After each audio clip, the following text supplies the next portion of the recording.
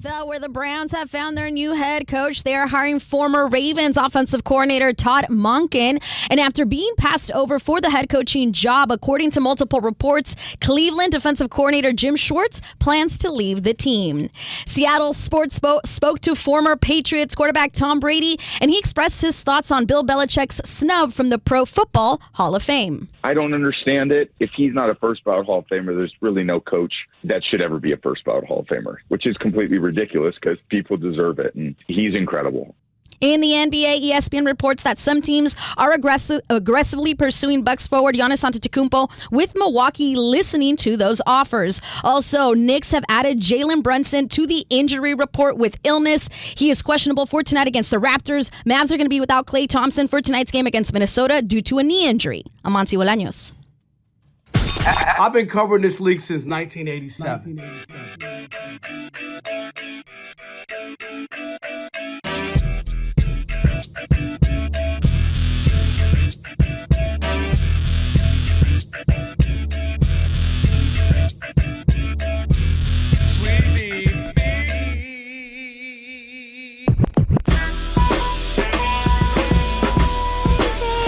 Can this sports writer and this sports fan share a radio show without driving each other crazy? Now, live from the Fox Sports Radio studios, here's Fox Sports Radio's Odd Couple, Rob Parker and Kelvin Washington. Password. Ack, ack. Enter, brother. Oh, my goodness gracious. Oh, God, Alex. Oh, God. It is a worship Wednesday, isn't it? Yeah, you know what? That's a great way to start it. Oh, God. Even though technically that will be using the Lord's name in vain. That's all right. I need that 1,000 order Costco of baby oil. God. Yeah, that was yesterday. Yeah. I need it today. I'm soaked. Oh, you need it. I need it today. Oh, wow. You know why. Why is that? We'll get to it. All right. Yeah, we'll get to it. Won't he do it? Yes. All right. With that said, with that password, I should say, you now have full access to this very fine radio program for the next 3 hours. Not 2, not 3, not 4. Thank you, LeBron. Not 5. Even if you're not not a 6. All-Star game, it's all good. 7. I really mean it. When I say that, I really believe it. No matter how you listen in, Fox Sports Radio, foxsportsradio.com, the iHeartRadio app, Sirius XM Channel 83. Wow. And, of course, love. We'll do it live. On YouTube. Do it live. I'll write it. I'll write it, and we'll do it live. Do it. He was mad at his producer. He sure was. That's me at Spectrum every morning. Every morning. I'll write it and I'll do it. I'll write it. Okay. Do it live. I'll write it, and we'll do it live. That's me yelling at Mark or Justin or Maya or Jared. That's all right. Who else I'll be yelling at over there? And then when the Monty Bolognas. And then when the boss asks the producer, how's Kelvin? Like they ask those guys, go, he's terrible. Yeah. He treats us like dirt. He doesn't get his scripts in on time. Horrible. Blame it all really on bad. them. I'm too nice over there. And we think that he wears a diaper. You know what I mean? Like that could be I'm a dedicated. part of it too. I don't want to leave the desk. Breaking news might happen. Just hand me a dude wipe. There you go. Breaking win or breaking news. As long as it's broken. All right, we are indeed. Oh, say my name. Rob Parker. Say his name.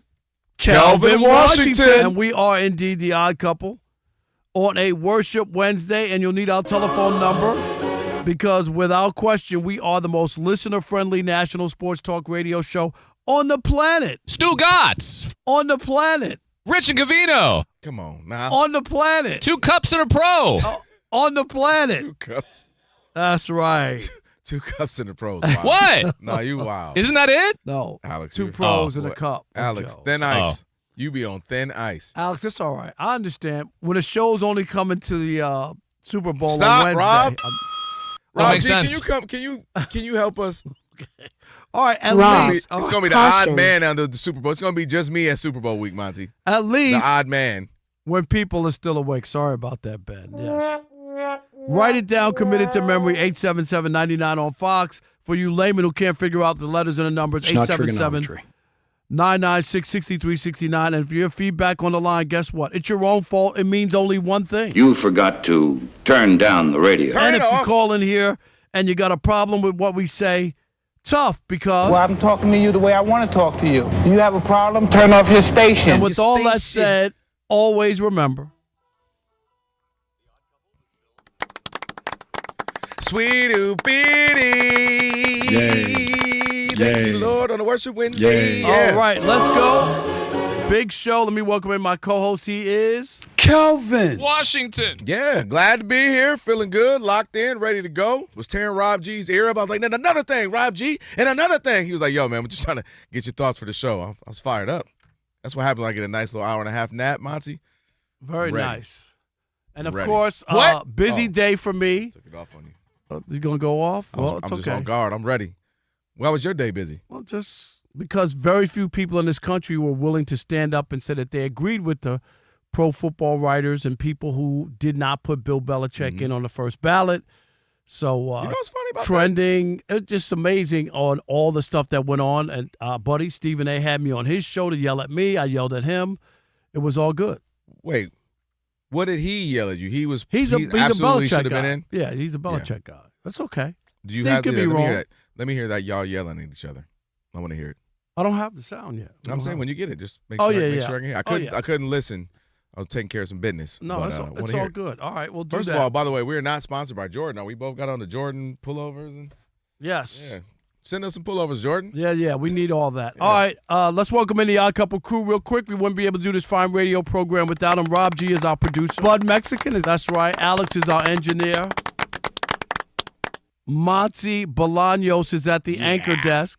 She'll gotta keep you trademark that. updated throughout the program. And, of course, Never heard of him. yes, Elijah. Who? Elijah He's still here. I thought he was at the Super Bowl already. is our social media guru. All right. Rob G, we had some more news from the fallout of Bill Belichick getting snubbed with a capital S. Tom Brady, we heard from Tom Brady today. He was on an interview, and he kind of addressed this, and then we'll pivot to Tom Brady because now the focus will go on the other cheater. Go ahead, Rob G. I don't understand it. I mean, I was with them every day. If he's not a first ballot Hall of Famer, there's really no coach that should ever be a first ballot Hall of Famer, which is completely ridiculous because people deserve it, and he's incredible. There's no coach I'd ever want to play for. I'd rather play for. If I'm picking one coach to go out there to win a Super Bowl, give me one season, I'm taking Bill Belichick. So that's enough said. There's nothing outside of that. You know, again, when it comes down to votes and popularity and all that, like, you know, then welcome to the world of voting, and you may as well go, you know, try out for the Oscars or whatever and, you know, get a big panel to tell you if you're good or not.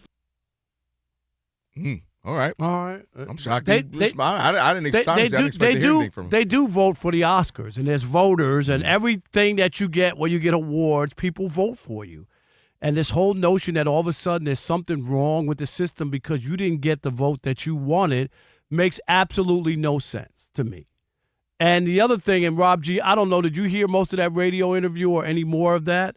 I hope they would have stopped him to say, well, he did cheat. He did get busted by the league. He did get fined $500,000. He did lose lottery draft picks. Like, let's not act like he says he doesn't understand.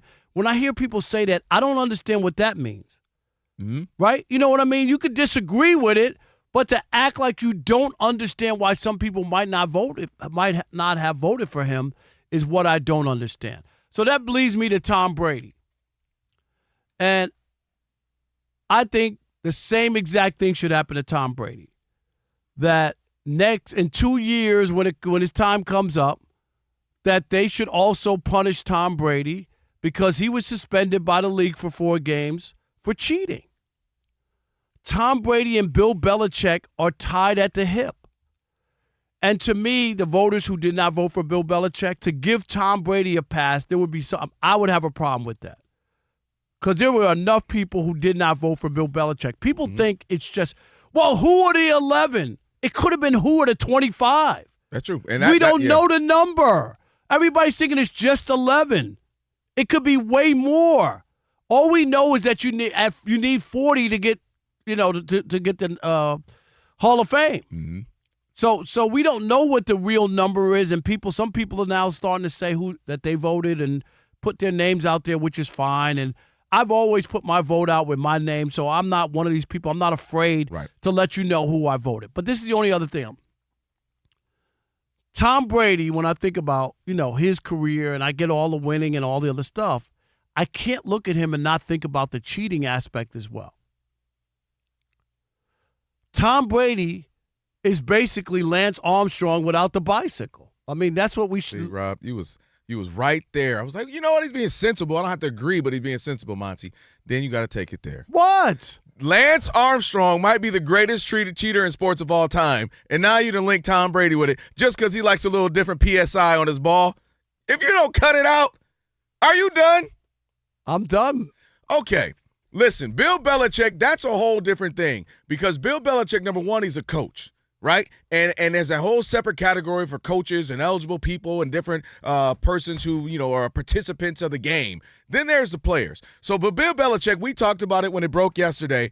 The thing you could also argue, the cheating is a part of it. Absolutely, because you can say you're the architect of it. The buck stops with you as the coach. And then you go down the list of guys who also, by the way, did not get in first ballot. Coaches. Vince Lombardi, dang it, the trophy is named after him. They didn't get in his first ballot.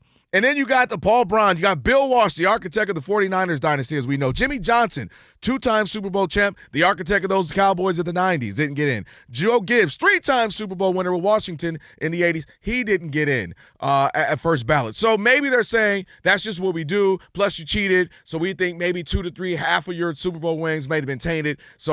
And we didn't like you as well, so you're not getting in. When it comes to Tom Brady, couple things, Rob. Number one, can't believe you just compared him to Lance Armstrong. Hit without the bicycle. Right. A little bit of the deflated balls is nothing like taking steroids for year after year after year after year after year, lying to the camera, swearing on the camera you didn't do it, and you did. Don't even compare them. I'm going to say this. What? If you steal $10 out of your grandmother's purse, or you go to a bank and say, give me the money out of the cash drawer or I'll blow your brains out. Yes. Either way, you're still a thief if you steal money. I don't care to what degree. No, still a thief. One is a felony. One, I'm going prison time. And one might just be granny popping me on the butt for a minute. You're still a thief. That's it. So there's no degree. Absolutely. There is degrees. There is no degree. It's Worship Wednesday, but you ain't God. God, the only person who does it. A sin is a sin is a sin. Dang it, there are degrees That's all it is. in humanity. Now, let me get back to what you're saying with Tom Brady. I think what's in favor of Tom Brady is the outrage that Bill Belichick is getting from some who are people are saying this is absolutely outrageous. How do you believe? Look at the credentials, look at the stats. Yeah, but they never mention about all of the cheating. And they're bringing it down. That's true. They don't. The people are in favor. And I do think Tom Brady will be further removed, right? 2 years from all of this screaming and yelling. And then maybe in 2027, Bill Belichick gets in, and that benefits Tom Brady. Also, I think Tom Brady, even the persons who writers who are like, I don't know, Bill Belichick, I don't know. They're going to look at Tom Brady and say, you actually were within the lines. You actually were the one playing. You actually took the hits through the passes, through the touchdowns. You were there audibling. You made that happen, so I can't hate on you for that.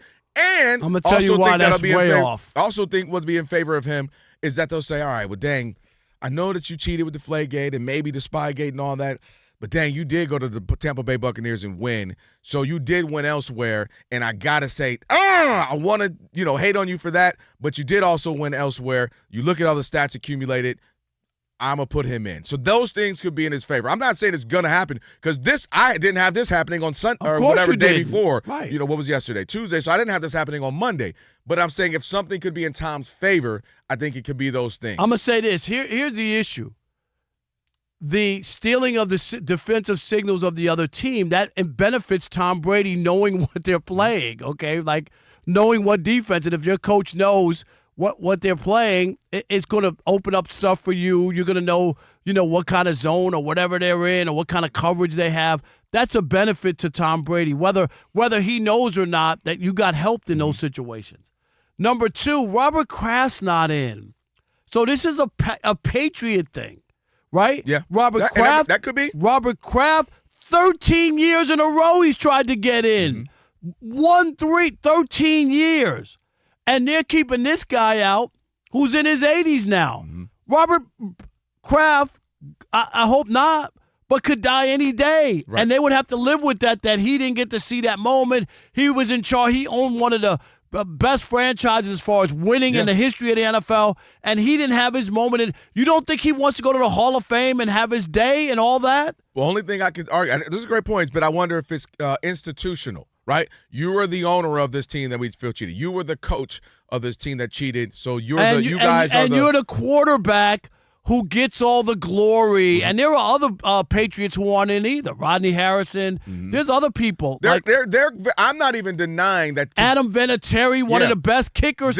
How many Super Bowls did he win with a kick? And if anybody in special teams you would think would be in, it would be Adam Vinatieri. So this could be institutionalized, consequences. Like anybody from that original run of Patriots, you get in the smoke. And that very well could be. That I'm not shocked by that again because that's a lot of people to not vote. If he didn't get in unanimously first ballot and they were like, there was 4 votes or something, then maybe we'd have one little segment about it yesterday and it'd be a thing. Who were these 4 or 5 people that didn't vote? Rob, did you have a vote? That's what we would ask. We would joke and laugh. Of course. For him to not get in first ballot, for Robert Kraft to not get in, this does. And I do think part of Brady speaking, because I don't think he normally speaks on issues like this, could be him campaigning early now, 2 years in advance, for him to get in. Because he might see that, man, is this something institutionalized where they're like, we're gonna penalize that whole run of Patriots? And I think maybe he's trying to get out ahead of it a couple years in advance till he's up. All right, 877-99 on Fox, 877-996-6369. Will the voters hold the cheating allegations against Tom Brady the same way they did against Bill Belichick? I say yes. Kelvin says no. What do you say? Rob Parker, Kelvin Washington, it is The Odd Couple where we deliver insight, not noise, right here on Fox Sports Radio. And you know what you need to do. Stick and stay. Especially if you're having some hiring help. Kelvin, how do we help them in the US of A? I got you. All right, let's talk about it. Are you facing hiring headaches? Well, staffing your business is complex. We know that. There's high turnover, skills gaps, and ever-changing regulations, and it can slow the growth and drain your resources. Well, that is where Express Employment Professional comes in. With decades of staffing expertise, Express connects you to a larger pool of qualified candidates, helping you reduce turnover and build the right size workforce. Get started at expresspros.com. And if you need to flex your staff for peak seasons or special projects, Express Employment Professionals offers contract staffing so you can scale up or down with ease, preventing burnout and boosting productivity. Worried about compliance? Express stays on top of ever-changing employment laws. Express is recognized for excellence, earning clearly rated Best of Staffing, Client, and Talent Awards, plus the Diamond Award for Client Satisfaction. So don't let hiring challenges hold your business back. Visit expresspros.com to find your local office and discover how Express Employment Professionals can help you hire smarter and faster. And if hiring is taking you away from growing your business, get the support you need from Express. Don't spend your time weeding through spam online applicants. Hire faster with Express. Express Employment Professionals, building your workforce, supporting your success.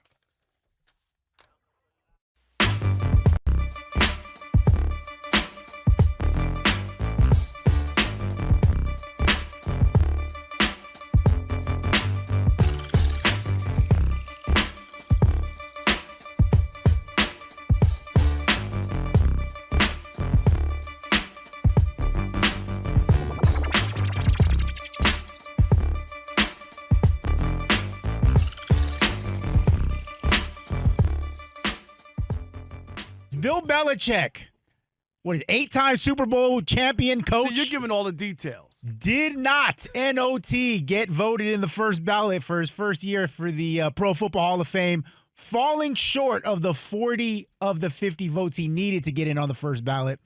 We got conflicting reports, though, coming out. We have ESPN on one, Sports Illustrated on another. ESPN reported that Bill Polian, former Colts exec, was one of the guys pounding the table saying, no, between Spygate, between Deflategate, we cannot reward that kind of behavior. He's going to have to wait at least 1 year before we vote in Bill Belichick for the Hall of Fame. SI has reported since then, in the last 30 minutes, that they've spoken to Polian directly. He says that's, quote, totally and categorically untrue. I voted for him.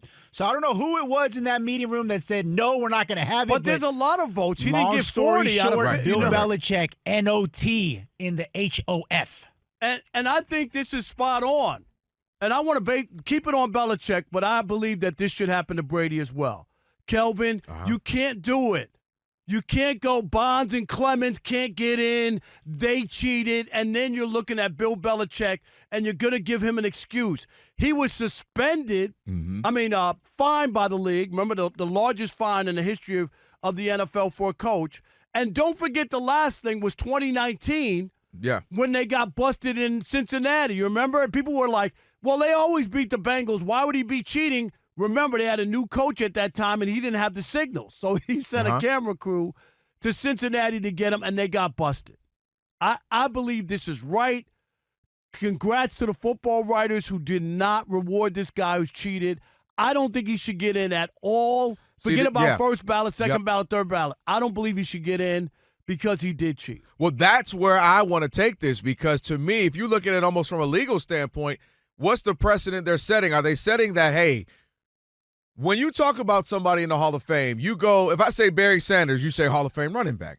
You don't say first ballot, second ballot, barely got in ballot. You just say Hall of Famer. To me, it does. To me, either you're a Hall of Famer or you're not. That's where I'm going with this. So I'm wondering, is this just enough for them to say, well, we know you're going to get in, but dang it, you're not going in first ballot? Or are they trying to make a loud statement and say, you're not getting in? But here's the thing. That's what I find interesting in this because. Only because Kraft didn't get in. I think that because you look at it and go, Kraft wasn't coaching. Kraft wasn't getting the signals. You can make a case for Kraft that he's just the owner of the team. Right, but I think the part with that would be you're orchestrating this, right? Because the buck always has to stop with somebody, right? If you and I are acting crazy on the team, you're saying what do we say? You're going to take the owner out and then let Belichick get in? No, that's what I'm saying. I wonder if this is a loud message saying, we know you're great. That's not deniable in the lexicon of conversation.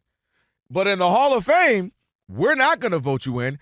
And I was talking to Rob G, same thing you mentioned. Barry Bonds, everybody knows he's great. He's one of the Everybody greatest knows we've Roger ever Clemens is seen. great. We know that. Yes. But based off principle, whether you agree or not, the voters aren't going to let you in. And with this, it was interesting. Now, the other side of this, to the trifecta, if you will, the three-headed monster, is Tom Brady. Because Tom Brady is in bed with the NFL, heavy. See, Bill Belichick, NFL kind of didn't want him. He got upset. I'm going to go coach college. I'm going to push back just a little bit. The writers have nothing to do with the league. True. I agree. I agree. So the writers are the ones who vote, and it's just like with baseball. Like, it's not baseball. Like, they don't control the voters as a Hall of Fame voter. I just wonder if Tom Brady will get if you were to look at it and you said, all right, if I had to vote for one of these, because obviously that run of 20-plus years, I has to be represented in NFL. If I had to pick for one, I'm going to at least vote for the guy who did it on the field. But here's why. And I do wonder if maybe he'll get it, but this is a loud indictment because Robert Kraft, but you're tarnished. I'm telling you, what they've done to Bill Belichick. Yeah. You won 6 Super Bowls. You're not a first-ballot Hall of Famer? Because if he's not, then who is? Nobody is. Exactly.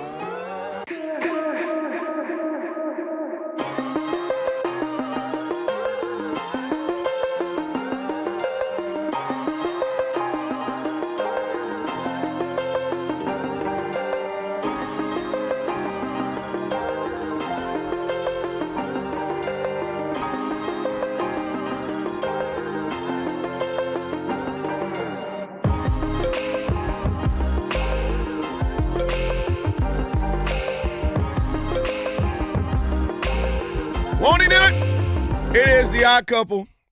Rob Parker, Kelvin Washington on a Worship Wednesday. Whole lot left of the show. Of course, Antonio Daniels, AD, going to join us in about 6 minutes or so. Yes, I know the NFL conversations. There's still some NBA ones to be had as well. Check out the brand new YouTube channel. We are now simulcasting Odd Couple FSR. Go search it, then find it, like, share, subscribe, all that good stuff. Rob G will read some comments from the Odd Mob and the YouTubians. All right, 877-99 on Fox, Rob. And in a week, we'll be in San Francisco eating good, right? Eating good, eating man. Eating good in the hood. Yeah, we got some info of what the Fox is going to be doing for us, too. Rob, question for you.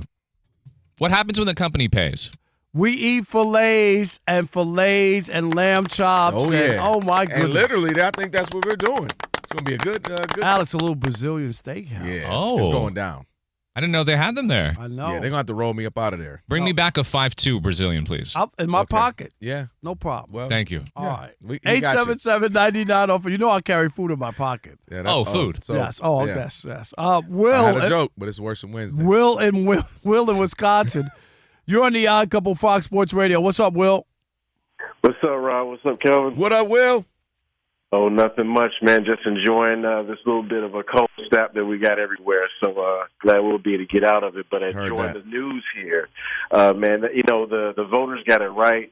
Like I said, it's not parroting or just piggybacking off a reiteration. No, seriously, there have been people, Pete Rose and Barry Bonds.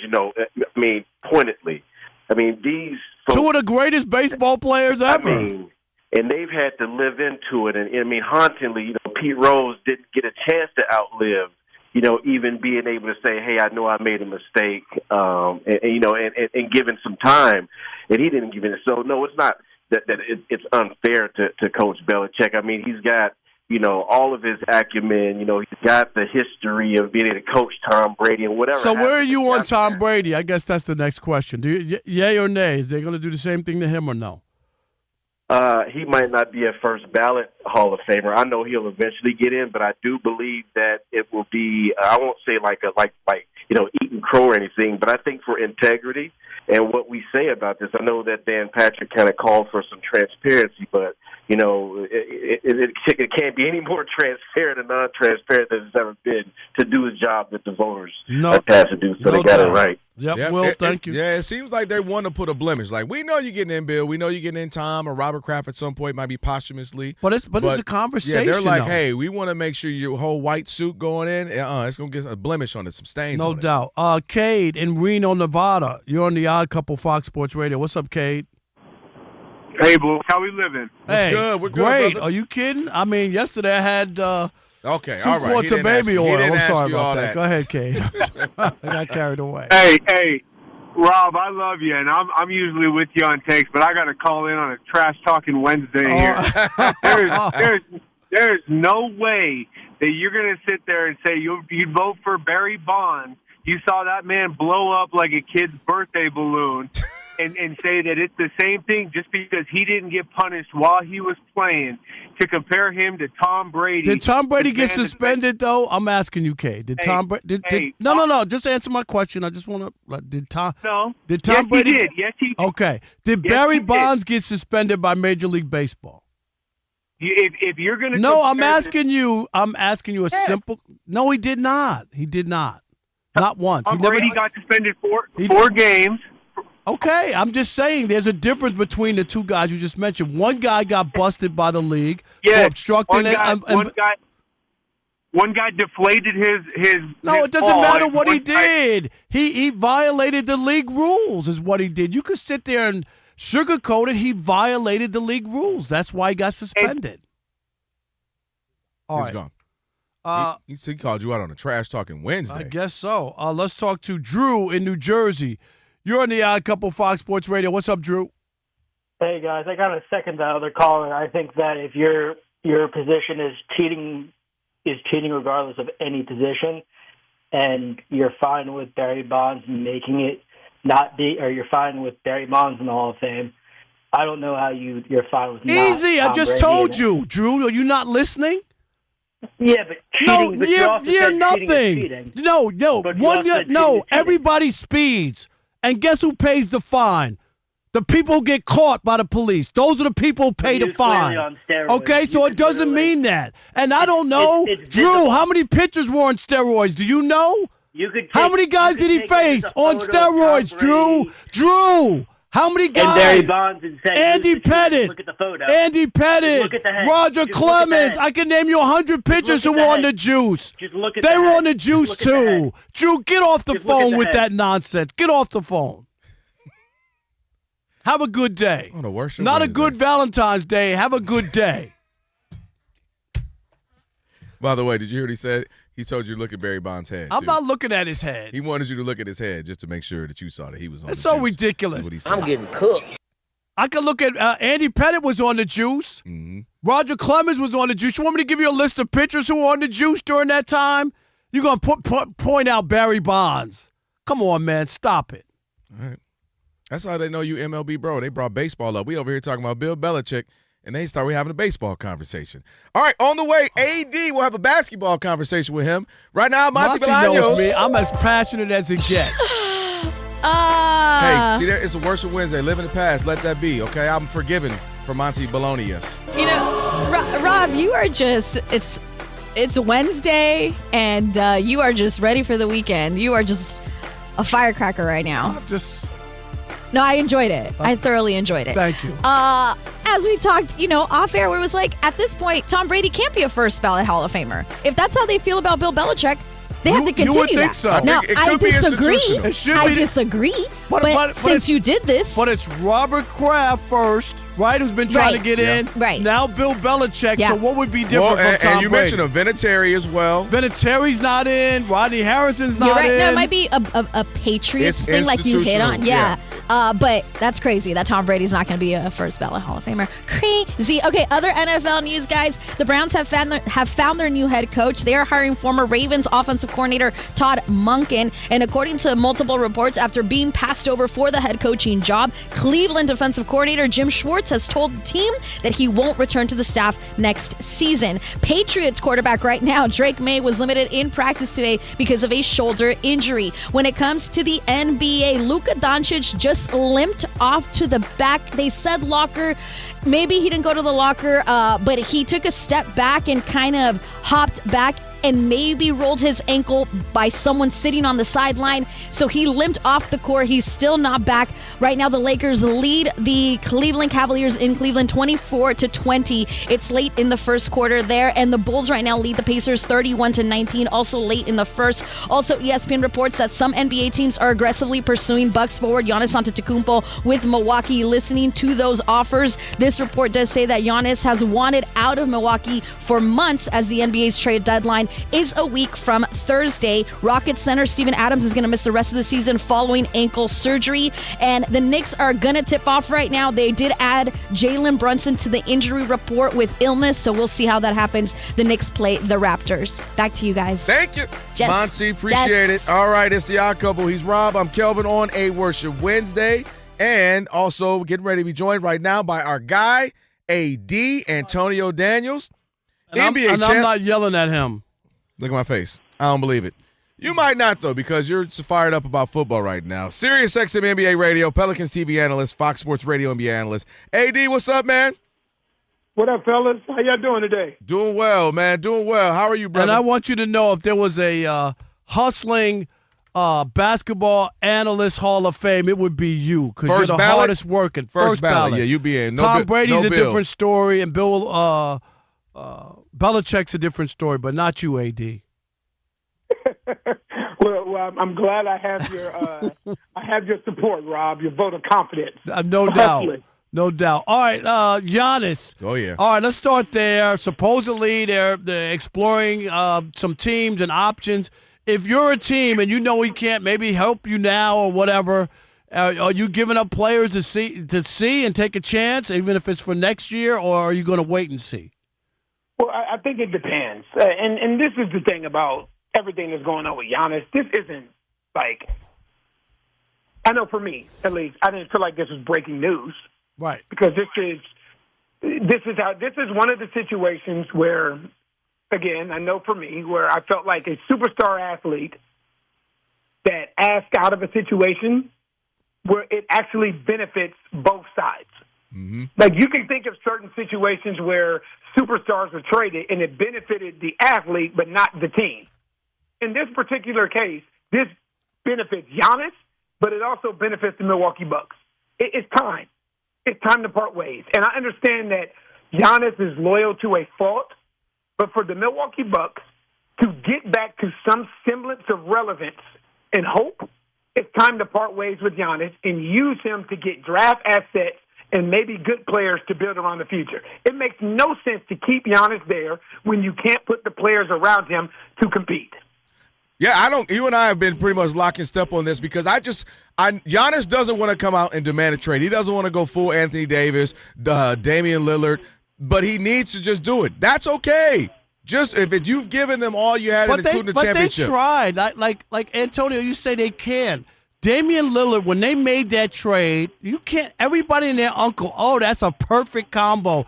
That's great for Giannis. No, that's not true. That's what a lot of people said. True. Who didn't? A lot of people liked it. Though.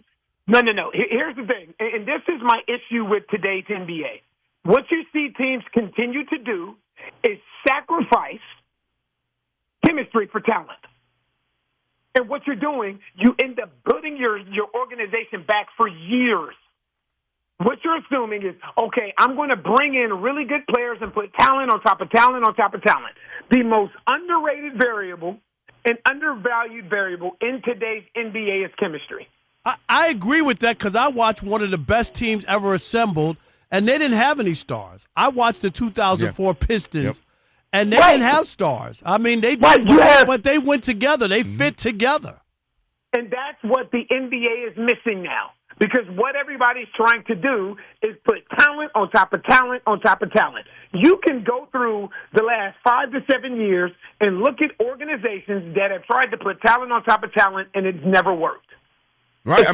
The Nets, you could go to the Nets. A lot of injuries. The Lakers have done it a time or two.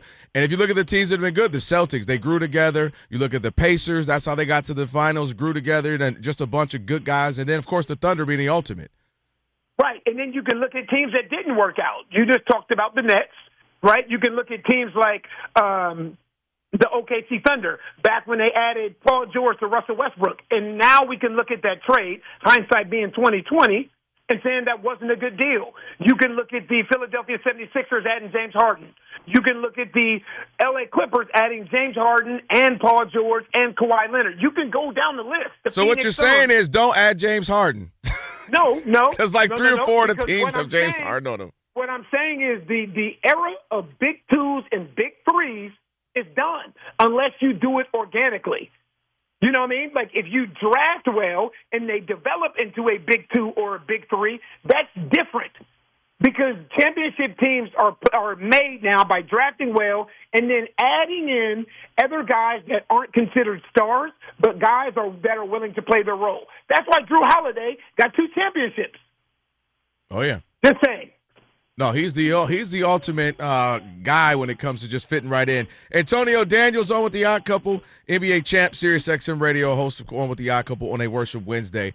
Let's go here. Wait, can I share something with you guys? Yeah. Can I share something? I know, Rob, you're kind of big on this too. I propose a new NBA rule moving forward. Okay. And I know it won't happen. What I propose is that the officials that are calling a NBA basketball game have nothing to do with the replay system anymore. Okay. Everything should come from Secaucus. Okay. They should have an eye in the sky that comes from Secaucus, not those that are in the arena. They should not have a voice to say something is legal, illegal, successful, unsuccessful. That should all come from Secaucus. But you know what, Antonio, I'm going to say this, and then you'll explain.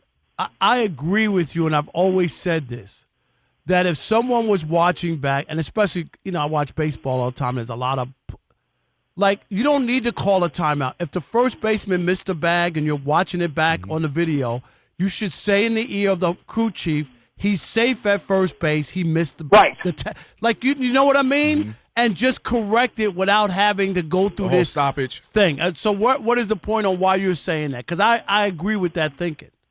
Because I feel like sometimes it's easy for us to forget that officials are human. And when you're in Secaucus, the people that are in the offices, they don't have any skin in the game. Right, they're detached. No skin in the game whatsoever. One, it speeds up the process. So think about when you're watching an NBA game, right? And then something happens. After our game yesterday with the Oklahoma City Thunder, I'm on the bus and I'm watching Phoenix and Brooklyn. There was a situation that happened at the end of that game that almost took 10 minutes to clear out. 10 minutes. That's ridiculous. And what happens is the league right now is so worried about speeding up the game. I get it. The moment that everything goes down and the officials get together, before they even come to the camera and say, well, we're going to review this for hostile acts, you already have somebody in Secaucus on it. So they can say at this time, this guy needs a check, this guy needs a check, this guy needs to be checked. Right. Now you go back. Now that takes all the onus off the officials in the arena. And it takes out the human element, right? Where officials don't feel slighted because they're being challenged 2 times in under a minute. You know what I mean? It removes the emotion from it. This is just me. No. I do. Everything will go through Secaucus, but I literally know officials want to have a say in what goes on in an arena, especially with the replay system. Yeah. I mean, again, like you said, if I called it and everybody's confronting me and yelling at me, I'm going to stand on business, even if I was wrong, because how dare y'all challenge me? And that's the problem right there. I know Kelvin does it every day on the radio show. That's said, the problem. Was you looking in the mirror? No, I said Mr. you. Brand Muffin can't change the same every day. Hey, I'm as consistent as a brand muffin. That's it, Antonio. I'm just saying. Hey, and one last one, AD. We got the Lakers Cavs here. Is this a preview of LeBron going to Cleveland for his last year next year? Is that what I'm looking at? I have no idea, man. With these days going on right now, Luca got traded. Anything is possible. Right. I just don't know. Hey, you ain't lying about that. I'm sitting here and I'm watching this game right now. I have no idea. I just hope it's not next year. I hope it's this year. That's what I would like to do. It's not going to happen this year. Crazy. It's not going to happen this year. All right, and then we want to ask one other thing about Luca's sprained ankle in the flooring. Yeah. Just he sprained his ankle on the flooring. Is there an issue in the league because it was uneven, or what was that? Oh gosh, no. Like this is a part of the NBA. That's like saying, you know what, the cameramen are too close. You know, and eventually something's going to happen.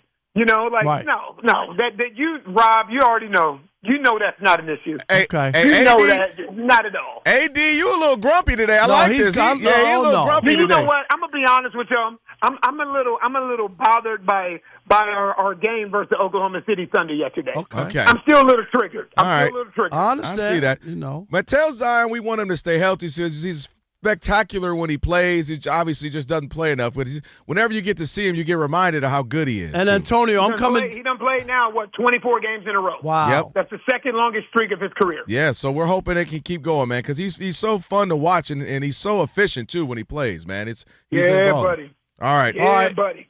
Appreciate it. AD, thank you so much. AD said he's about to go get a nice little nap and be good tomorrow. Yes. Very nice. Thank you, AD. All right. On the way, Shackle City also play of the day as well. And just adding a little bit more up to that Giannis conversation. We'll do that next. It's the Odd Couple on a Worship Wednesday, Fox Sports Radio.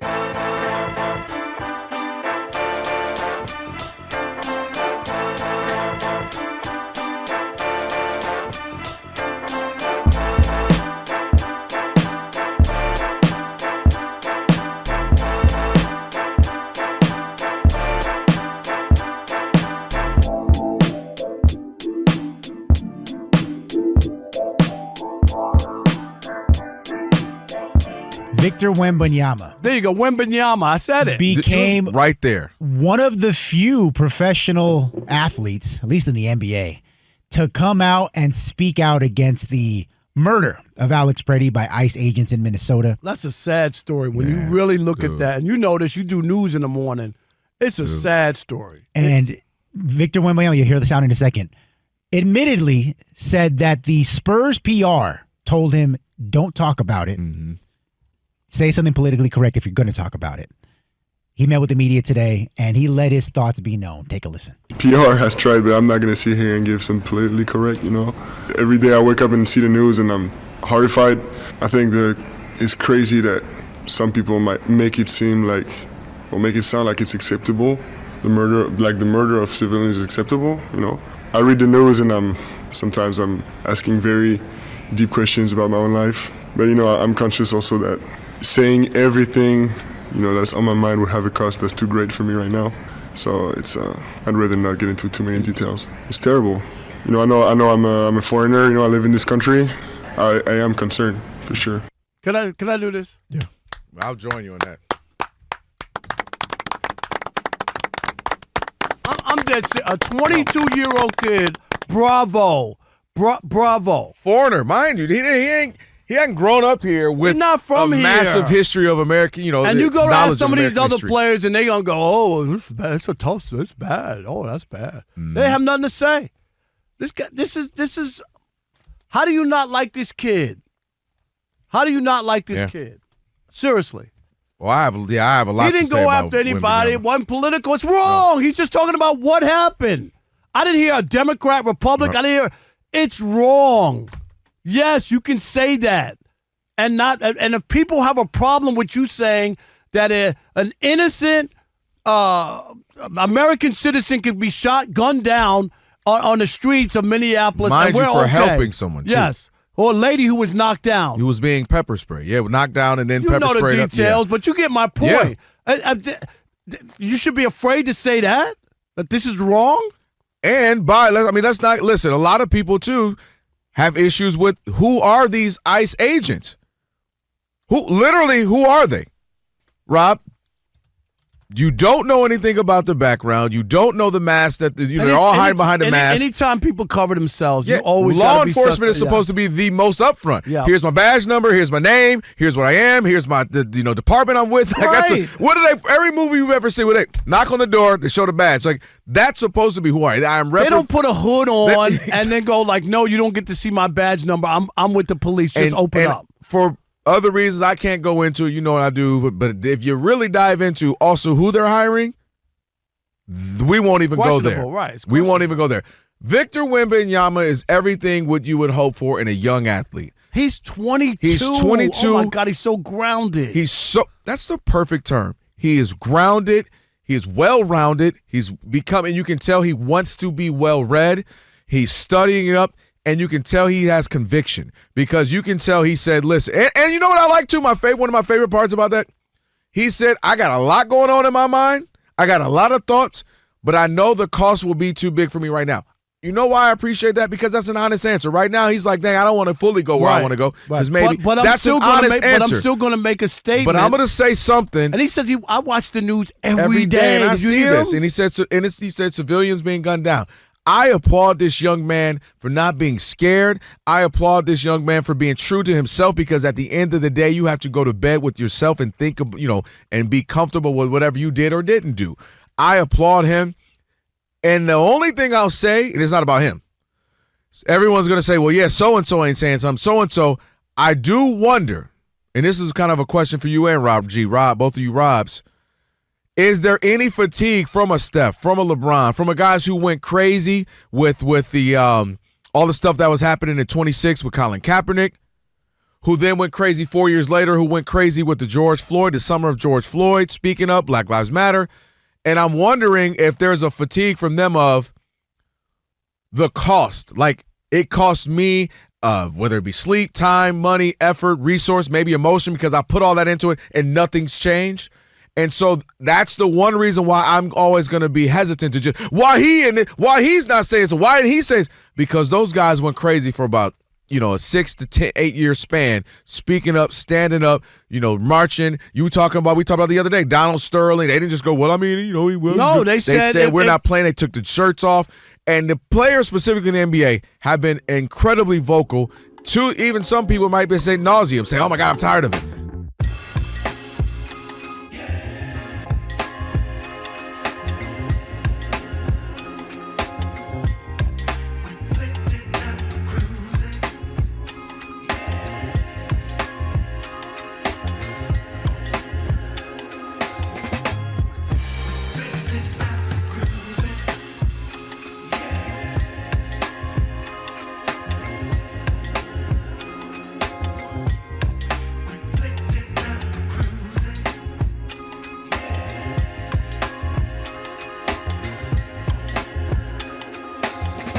Fox Sports Radio, it is the Odd Couple. What is this, Power 106? This is kind of hard. I can't lie. This Worship Wednesday, these young kids worship it a little different nowadays. Thank you to AD for joining us. We appreciate it. Rob G will get that up on the podcast after the show. We'll get a best-of version as well. Rob G's going to go to church when we're in San Francisco that week. Is he? Yeah, for his sins that he's going to commit there. Rob G, specifically in San Francisco, though.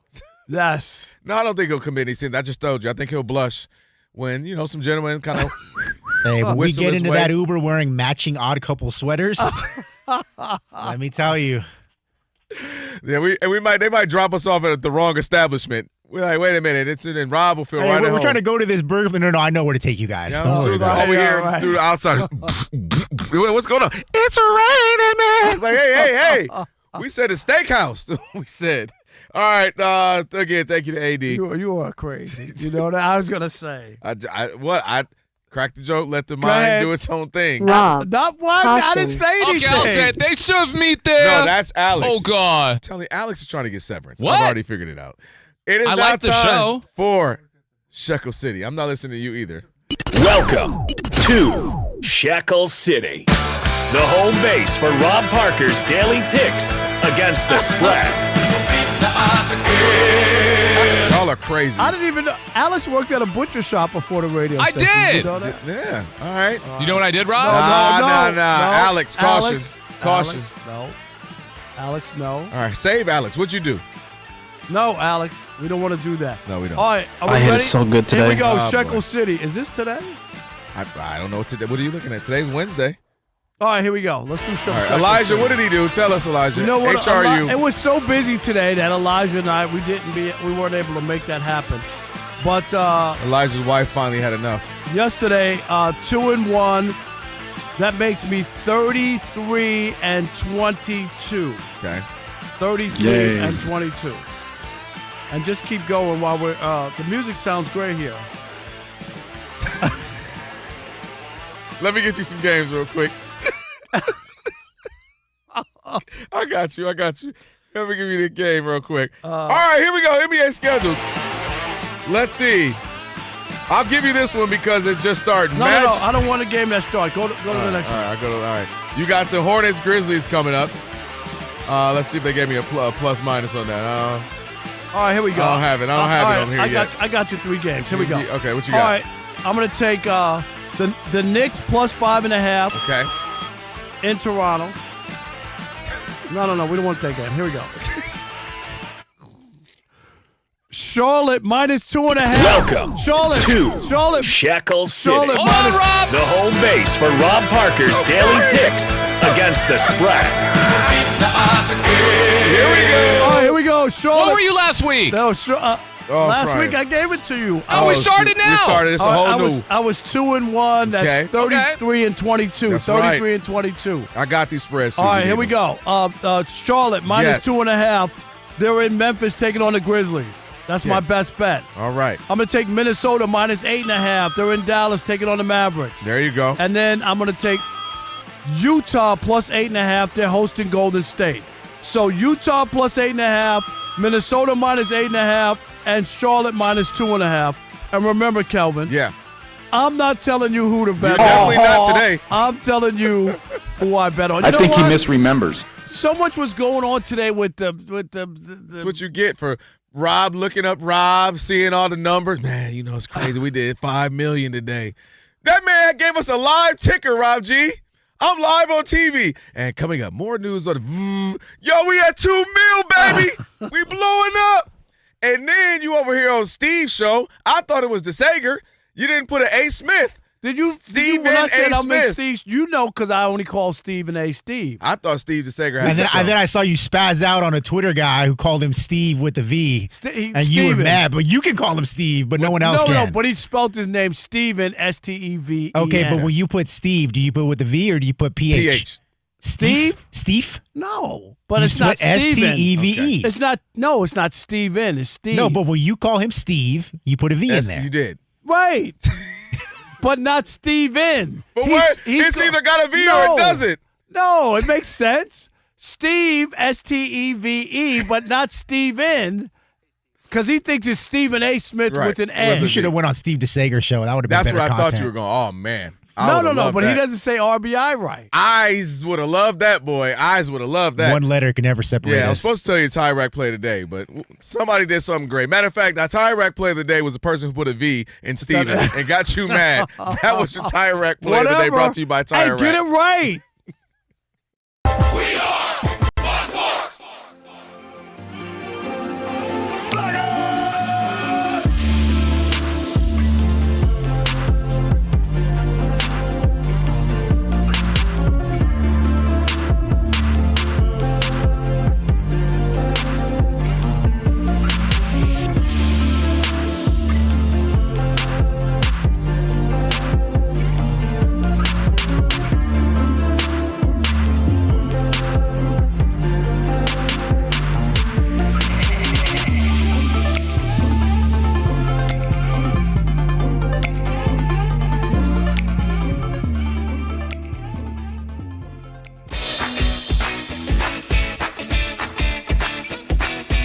It's the Odd Couple. You know what time it is. It's your boys. Let's get it. The Odd Couple is fun. Check. And informative. Check. What's up, America? You want to talk sports with 1.5 of the best-looking guys in the game? That game was incredible. You are wrong. You'll be king of the water cooler. What's it like working with Rob? Rob in his mind is like Chris Rock mixed with Richard Pryor, so I'm running out of fake laughs. Ha ha, Rob. Rob is very passionate. Son, you ain't ready for this. Well, I don't have BS in my game. I'm straightforward. I'm honest. You say Brady's the greatest quarterback of all time, but Eli Manning beat him twice. And, of course, it doesn't hurt that I'm right most of the time. Kelvin is the nice guy, wants to make everybody feel warm and fuzzy. You done? Let me tell you the truth. I bring the energy, a youthful energy. Rob's not gonna see this, is he? And I bring an honest opinion. Michael Jordan, I can't take it anymore. I need a break. I'm gonna go play baseball. Trash Talking Tuesday is the best. It's a great opportunity for folks to call in and they get to trash whomever. Who you trashing, Roger? I'm trashing LeBron James and Michael Jordan. Oh, okay. They can't even hold Wilt Chamberlain's shoes. Stop talking about the king like that. It's a new era. Let LeBron be the best, please. I only recognize one king in the United States, and that's Burger King.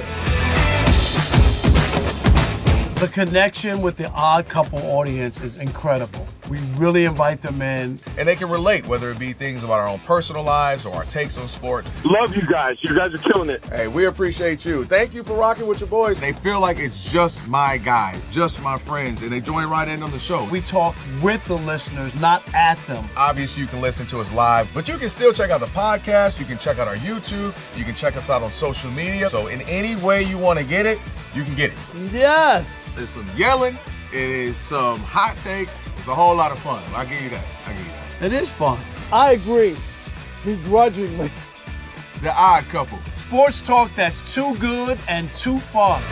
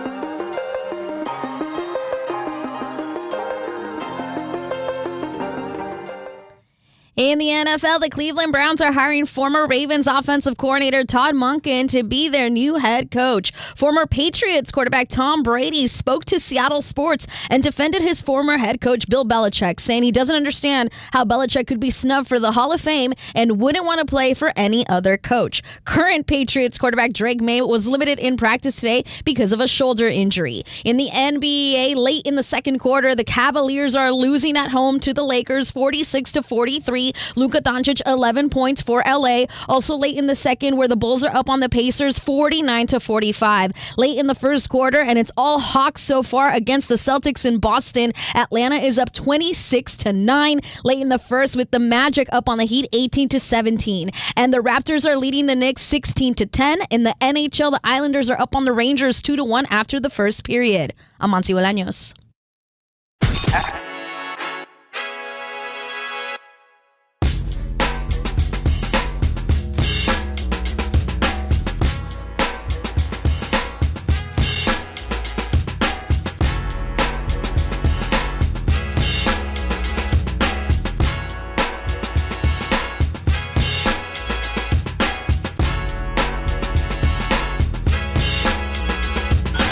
Can this sports writer and this sports fan share a radio show without driving each other crazy? Now, live from the Fox Sports Radio studios, here's Fox Sports Radio's Odd Couple, Rob Parker and Kelvin Washington. Hour number 2 here on the Odd Couple on a Worship Wednesday. Rob Parker, Kelvin Washington. And be sure to check out our brand new YouTube channel. That's right. Yeah. You might be watching it right now. Do it. Do it. Do it. That's right. Just do it. Watch us Make live your dreams come true. on YouTube right now. Just search Odd Couple FSR on YouTube. Again, that's Odd Couple FSR. And be sure to hit the subscribe button. And don't stop there.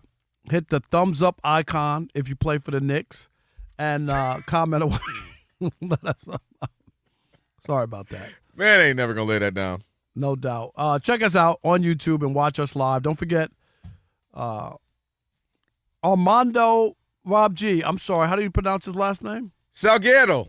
Salguero? I'm sorry. And y'all be trying to disrespect my Duolingo. Armando Salguero. Salguero.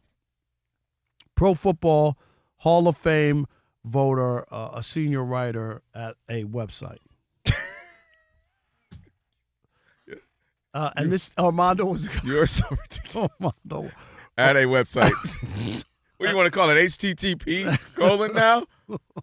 And Armando was the one who presented the Belichick argument, I guess, in the Pro Football Hall of Fame. And one's got to go, and it's not me. So when we do that, one's got to go as well.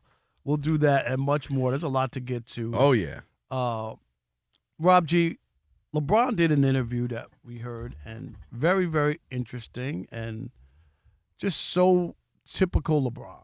Like, when people talk about people being polarizing, like, you listen to this and you're going to pick a side.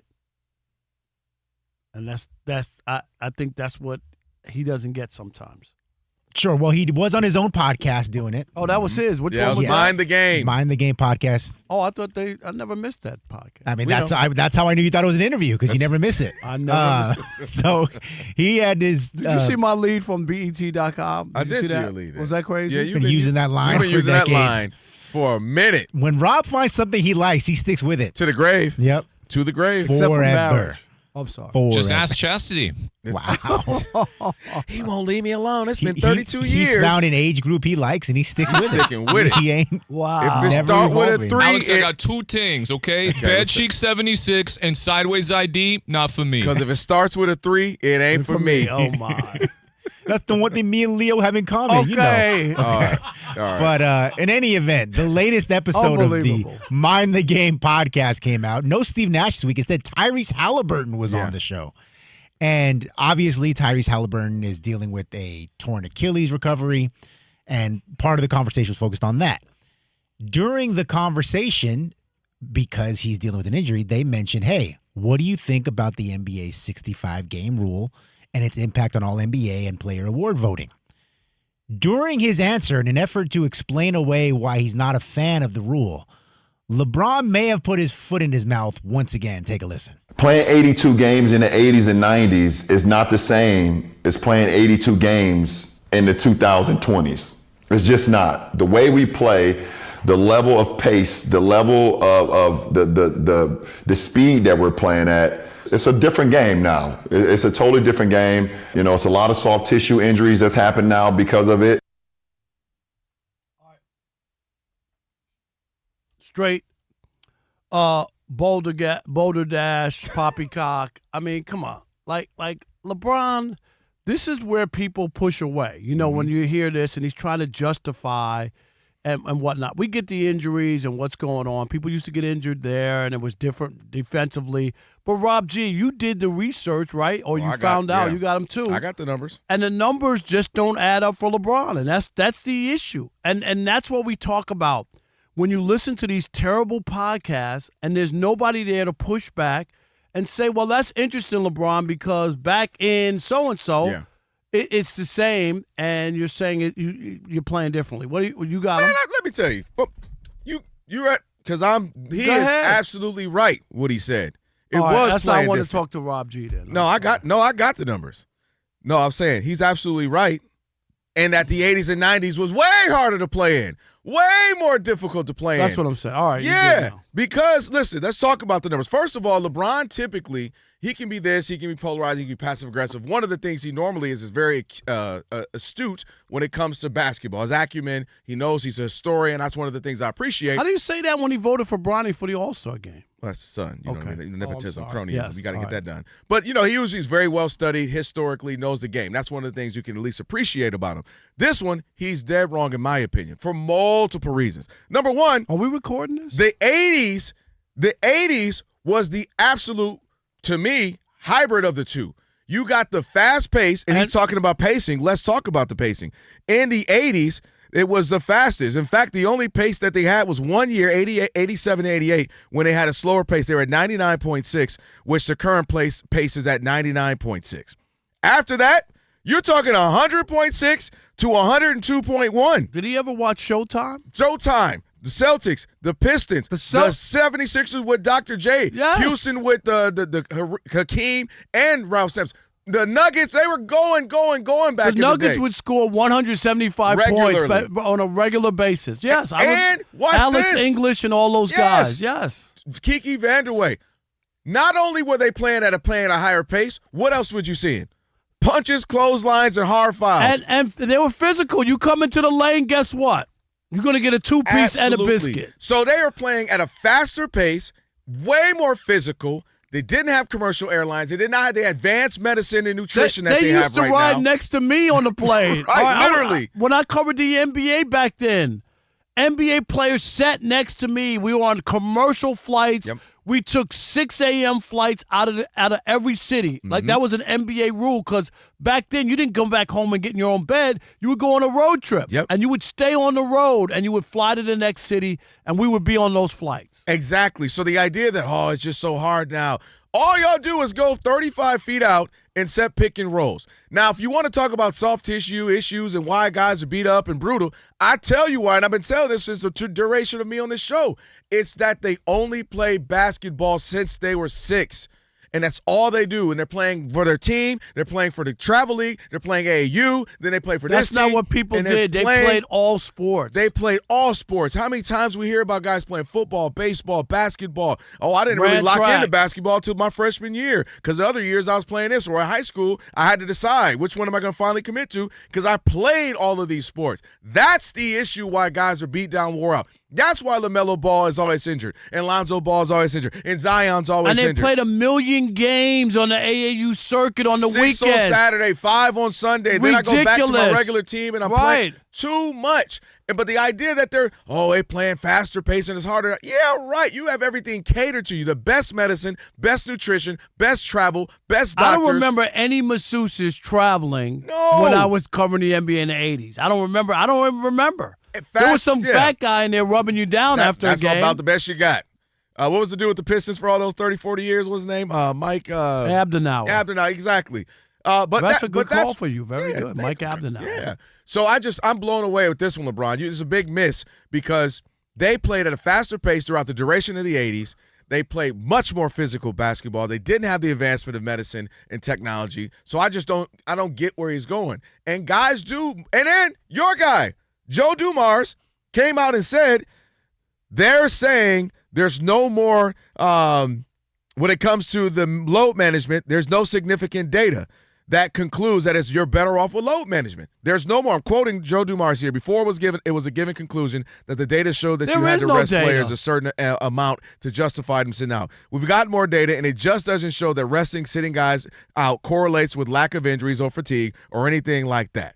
Because we've seen, even with the with the guys sitting out and load management, they still getting hurt. Kawhi Leonard, they're still getting hurt. Paul George, the guys who sit out the most are injured the most. So that means you just are injured prone guy. Anthony Davis, Kyrie Irving. We can go on and on and on. So I was like, come on, LeBron. But is this I don't know, is this fodder because he's not on the All-Star team and I'm trying to tell you how hard it is to try to state my case again because I feel like I'm losing. Yeah, okay, my son, I got him in the league, but he's not that good. The All-Star game is here in L.A.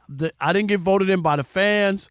The players didn't vote for me. Like, there's a lot of stuff that's piling up on the negative side. I think it's the last-ditch effort. He's got what? This year, so we'll find out if it's retirement playing, and then obviously I think next year would be the max. So I think this is last Hail Marys to make sure I prop up anything I did or I was a part of. And what generation is he a part of? This one. I think the NBA is trying to – I think they're going to try to get fans to get in on that patch. That 23? The patch that he has, but it'll be for smoking so that people will use it and they'll wear the LeBron patch. I thought you were going to say he was smoking for this take, But I think it's a Lebron James – unbelievable. Last little bit of doing it. Anything to remind you how good, how great, or what my generation was like, or what I'm. Because to me, I don't see a correlation. The basketball we watch every night, you and I sitting there, we got multiple TVs. It's not the same. It's not the same. It's nowhere near as physical. Guys are spaced out. Guys are just high pick and roll all day. I don't see how it's much tougher now. I don't see that. I don't see it. You're allowed. You guys sit out more than ever. Remind me why it's more difficult now. And I really open question. I mean, maybe we could have asked AD that. Help me. Maybe you played. What am I missing? Because it seems the 80s, the pace was higher, faster, and they're more physical. Now the 90s, that was grinded out. Right. We always talk about that. The 90s was slow and grind. That was 90 to 79 scores. You might have gave him some.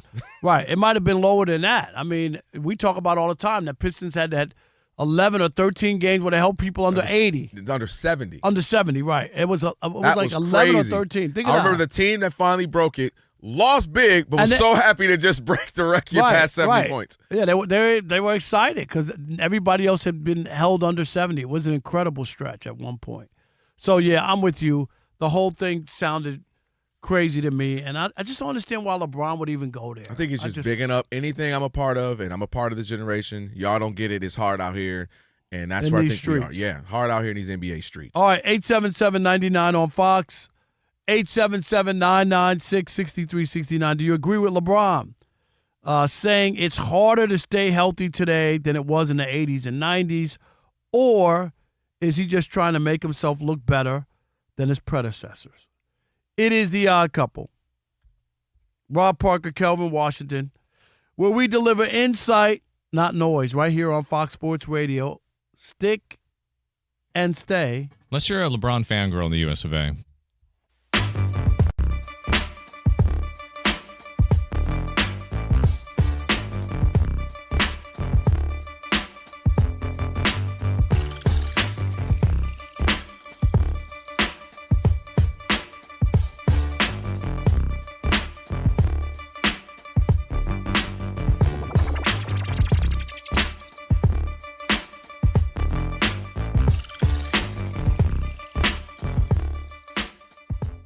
But one thing that we do know for sure is that Steve Kerr is currently on the last year of his deal in Golden State. And The Ringer reported earlier on Thursday that multiple assistants on that Golden State staff are working under the assumption that Steve Kerr is out at the end of the season, no matter what happens. So the last dance, as it were, with Steve Kerr, Steph Curry, Draymond Green, and that group. All right. Oh, you clap? What you clapping for? Bravo. Okay. Bravo. Do not give Steve Kerr a new contract. No contract extension. This well has run dry. I'm ready to move on from Steve Kerr. He got you 4 championships, but can we talk about some of the stuff he didn't do? What's that? Develop young players. I can't argue. Do you remember that? Remember when he got Weissman? Oh, we can go down the list. There's a list of young players that never got developed. Look at what he did with Kuminga. What he's done to Kuminga. Oh, you beat me to it. He's another guy. Look at what he did with Draymond Green. Turned him into a monster. Yeah. And the bottom line remains that you got all you can get out of Steve Kerr. And I'll tell you this. I'm ready to say that if Mark Jackson didn't start with those young guys, where would this Warriors team be? They might not be the team that they are now because he hasn't developed anybody. And they should really, right now at this point, be in a transition that we thought they were going to get when they got lucky, right? Had a couple bad years, got top picks, add those guys to the mix. You thought, oh, man, they're going to be good for a long time. You work those other guys in. You haven't seen hide or hair of those other players that Steve Kerr got in those situations. I'm not Hall of Fame coach that won 4 championships. I get all that. He did his role with the Bulls. He was great there. What he needed to do for the Bulls. I'm not trying to take away from his career, but sometimes there's an ending to a story. And to me, the ending is now for Steve Kerr. I just the idea that he would stick around or they would give him another contract, and you know this, it says a lot that he doesn't have a contract now because you're basically a lame duck coach. And normally they don't let you have a 1 year left on your contract. That's why this is obvious, but I'm just saying they shouldn't have a change of heart. They paid Steve Kerr. They gave Steve Kerr his parade, his flowers, all that. Now give him a pink slip. I'm done with Steve Kerr in San Francisco. Well, here's what's interesting. I wanted to disagree, but there's a couple of things that we have to note. They had a young team that was not highly touted in the sense that Steph Curry, we're like, all right, let's see what he does. Klay Thompson, all right, young shooter. Draymond, second-round pick. And what Mark Jackson was able to do was to get them to buy in, to get them to do stuff that we weren't necessarily seeing a lot of at that time, which was shooting threes. And he was heavy on bigging them up. You guys are going to be the best shooting backcourt ever. And Draymond, you can be this. And really developing the character and igniting something in that backcourt, the Splash Brothers and so on and so forth with that original first core of that team. So I do give Mark Jackson credit for that. What Steve Kerr was able to do was come in and kind of be a hybrid of the two coaches he spent time around, Phil Jackson and Greg Popovich, meaning take a little bit of this, take a little bit of that. Take a little bit of Phil Jackson, more the approach, the bigger the ethos, the vibe of the team, work with the veterans and all of that. I think he's better at that than what we saw from a developmental standpoint because Weissman never developed. They couldn't get the best out of Jordan Poole because they got it and then he's getting punched. They don't know what to do with that. We haven't seen the best of Kuminga. Everybody keeps telling me how good Moody's going to be, and he keeps being, he's solid. He's not great. So he hasn't been great at developing talent. And you don't want to, hold on to something too long where you're holding on just to be holding on. You don't want to be holding on just to say, well, this is what we did and this is what worked in the past. It's okay to move on. I know they want to do the last dance together, and maybe 2 of the 3 are gone, and Draymond, Steve Kerr, and Steph at the end of this season, maybe so. But I'm okay if he decides, whether it be a Mike Tomlin, I'm stepping down, I'm moving on, mutual thing, or if they just say we're going to move on. No, the difference between Mike Tomlin, he has 2 years left on his contract. But Steve Kerr doesn't have any more years, and that is an indictment by itself by the Warriors. Right.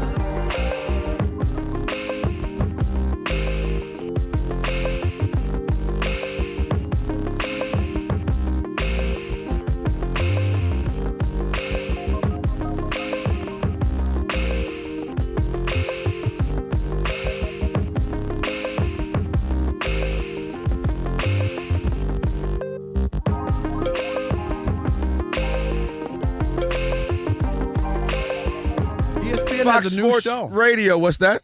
Inside the NBA. Is that a new show? I haven't seen that show. Oh, I know. That's Man, I tell you, I know we're coming to ESPN, but I didn't know we was not going to be on TV.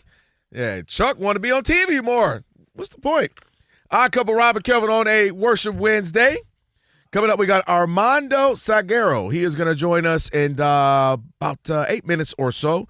Pro Football Hall of Fame voter was the one who really led the push for Bill Belichick, so we'll have a conversation with him. I'm glad he failed. Looking forward to you can let him know that.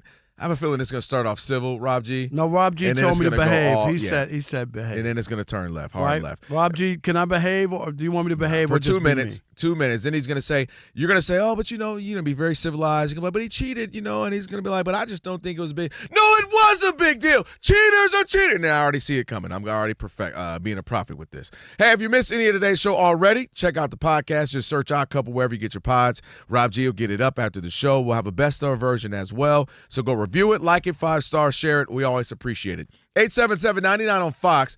Bronny Bron saying that the NBA right now is it's much harder to play in and stay healthy. I don't buy it. You don't buy it. Maybe the people do. 877-99 on Fox. What we got? All right, Mike in San Diego. You're on the Odd Couple Fox Sports Radio. What's up, Mike? Hey, what's up, guys? Huge fan of the show. Thank you. Thank you. We appreciate Thanks it. for accepting the call. Yep. Yeah, of course, no problem. All right, what you got? I just wanted to say, man, the LeBron take, I think, is spot on. I've been a long-time LeBron fan and supporter. Love his game, love what he's done for the game, but sometimes you got to know when it's time to go. I think he's overstaying the welcome just a little bit. He's like that uncle that comes over. He just doesn't know when to leave. He's still hanging around. Yeah, we call him, where I'm from, Mike, we call him Uncle Rob, where I'm from. Trust me, I know when to leave, man. When they start putting on the pajamas and kind of crazy. Got to get up early. Got to get up early. Thanks a lot, Appreciate Mike. it. Appreciate There's it. always that person that just they don't get it, and they don't get it, right? Like, all right, first of all, are you laying horizontally Right, right now on my couch? Right, if you don't get up and come on. Tony in L.A., you're on the Odd Couple Fox Sports Radio. What's up, Tony? Hey, how you doing, gentlemen? Doing great. This is the problem. Anything LeBron says, probably the opposite is true. He's gonna slight everything to benefit him. See, LeBron wants to play with an all-star team and then run around telling you how great he is.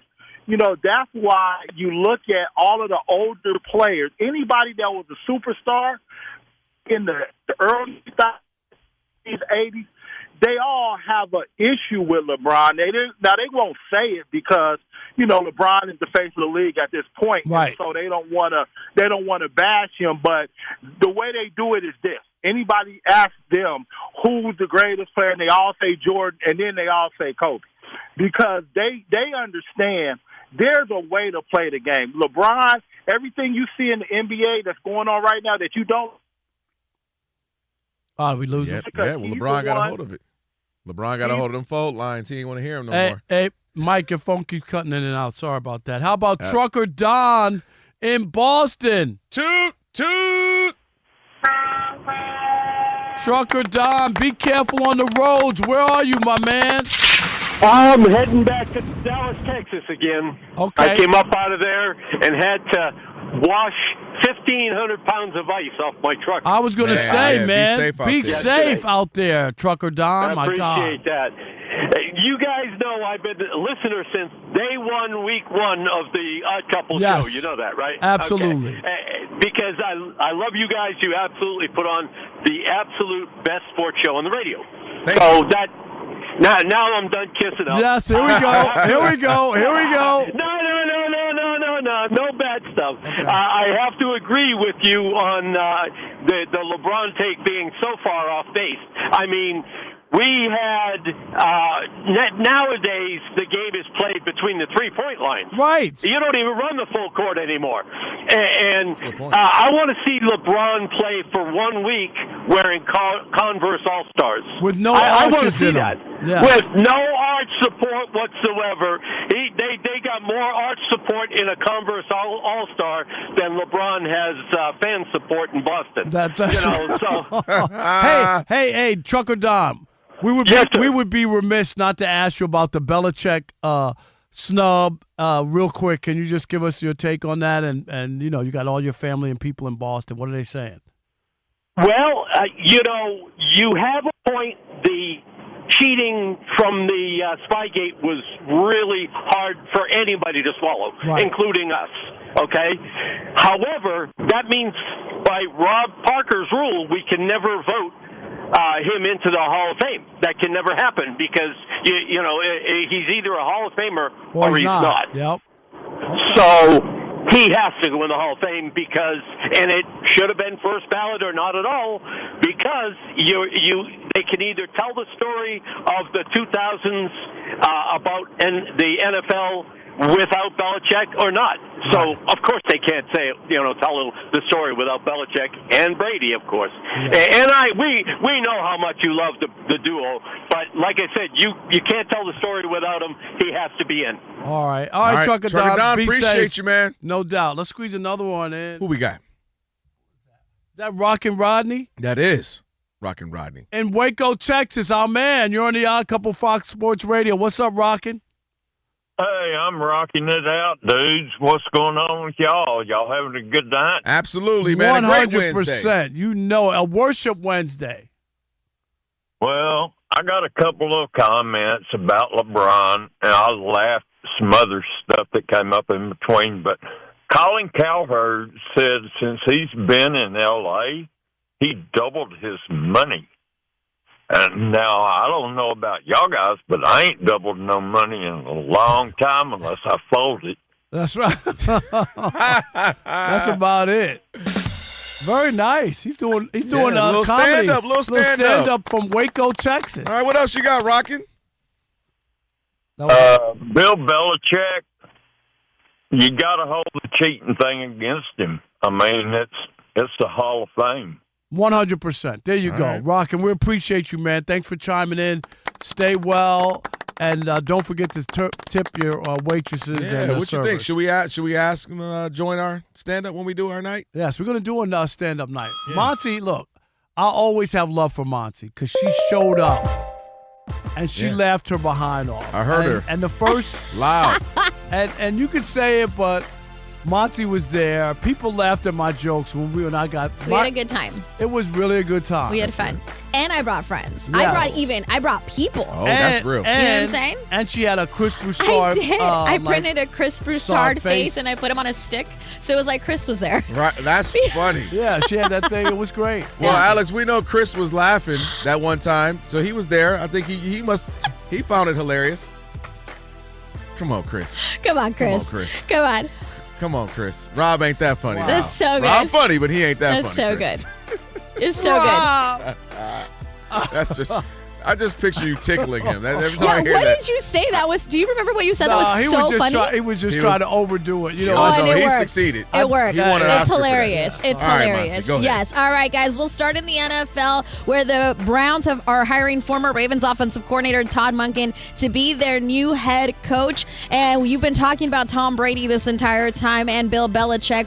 Well, Tom Brady spoke to Seattle Sports and pretty much defended Bill Belichick, saying he doesn't understand how Belichick could be snubbed for the Hall of Fame and that he wouldn't want to play for any other coach.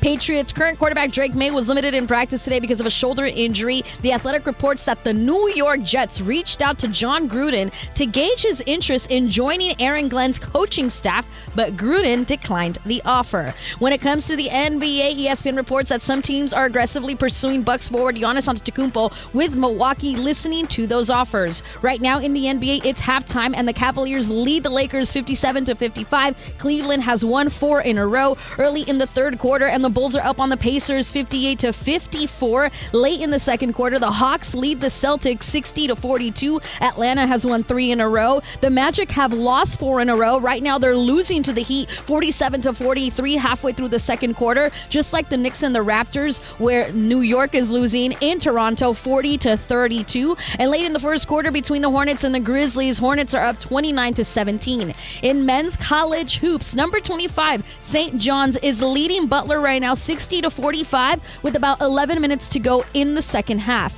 When it comes to the NHL, there's only 3 games on the ice tonight. The Avalanche and the Senators are scoreless after the first period. Early in the second period, and the Blue Jackets are up on the Flyers 2-1. And late in the second period, the Islanders are up on the Rangers 2-1. Back to you guys. Thank you, Monty. Jess. It's the Odd Couple. He's Rob. I'm Kelvin on a Worship Wednesday. By the way, have you ever wiped with a piece of dry toilet paper and thought to yourself, Rob, man, is this as good as it gets? Well, it's not, thankfully. Switch to life-changing wet, extra-large, flushable dude wipes because wetter just cleans better. I'm the poo-poo king. Yeah, if right. If you're the poo-poo king, you definitely want to check them out. Available at Amazon and at major retailers nationwide. Dude wipes, best clean, pants down. Doodle, doodle. There, dude wipes like a lady. All right, now joined by Armando Salguero. He is Pro Football Hall of Fame voter, Outkick senior NFL writer, and was the one who presented Bill Belichick to the group of voters. Armando, thank you for joining us. What's happening? Well, I'm glad it's Worship Wednesday because I need a little churching right now, to be very, very frank with you. Yeah, you got folks riled up, Armando. There. Well, it depends on whose side. Cause I'm kind of glad that your presentation fell through. I will say that. Yeah, it's all my fault. That's it. So walk us through. Walk us through the whole process. Yeah, did you have a feel for the room that this is what was going to transpire? Because people keep saying 11 people didn't vote for him. It could be 25 people. You don't really know how many people didn't vote. Yeah, it's a minimum of 11 because to get into the Hall of Fame, you have to have 80% of the vote. Right. And obviously there's 50 voters, so 40 people got to vote for you or you do not get in. If 39 vote for you, you do not get in. And so that's obviously what happened to Bill Belichick. At least 11 people didn't. Did I have a sense that was going to happen? 100% I did not. Wow. Wow. We did the thing by Zoom, and I hit log off at the end of that day, and I thought, man, I did good. He did good. I think we're fine. And I come to find out yesterday, we ain't fine. No. And you guys got a big-time leak in your committee there because every story's coming out, the Eli not getting in. There's nothing but leaks all the time. Yeah, that's very unfortunate. And there was a statement put out today, right, by the Pro Football Hall of Fame about it. Yeah, clearly that's something that people have been battling at the Pro Football Hall of Fame for a while now. You know, again, when we finished our work on the day at the meeting, we did not know who was in and who was out. We did not know. And I just got done telling you. I thought my guy was in, and he wasn't. So there's that. But obviously, the folks at the Pro Football Hall of Fame tell other people who apparently tell other people who tell other people, and here we are. Well, let me ask you this, Armando.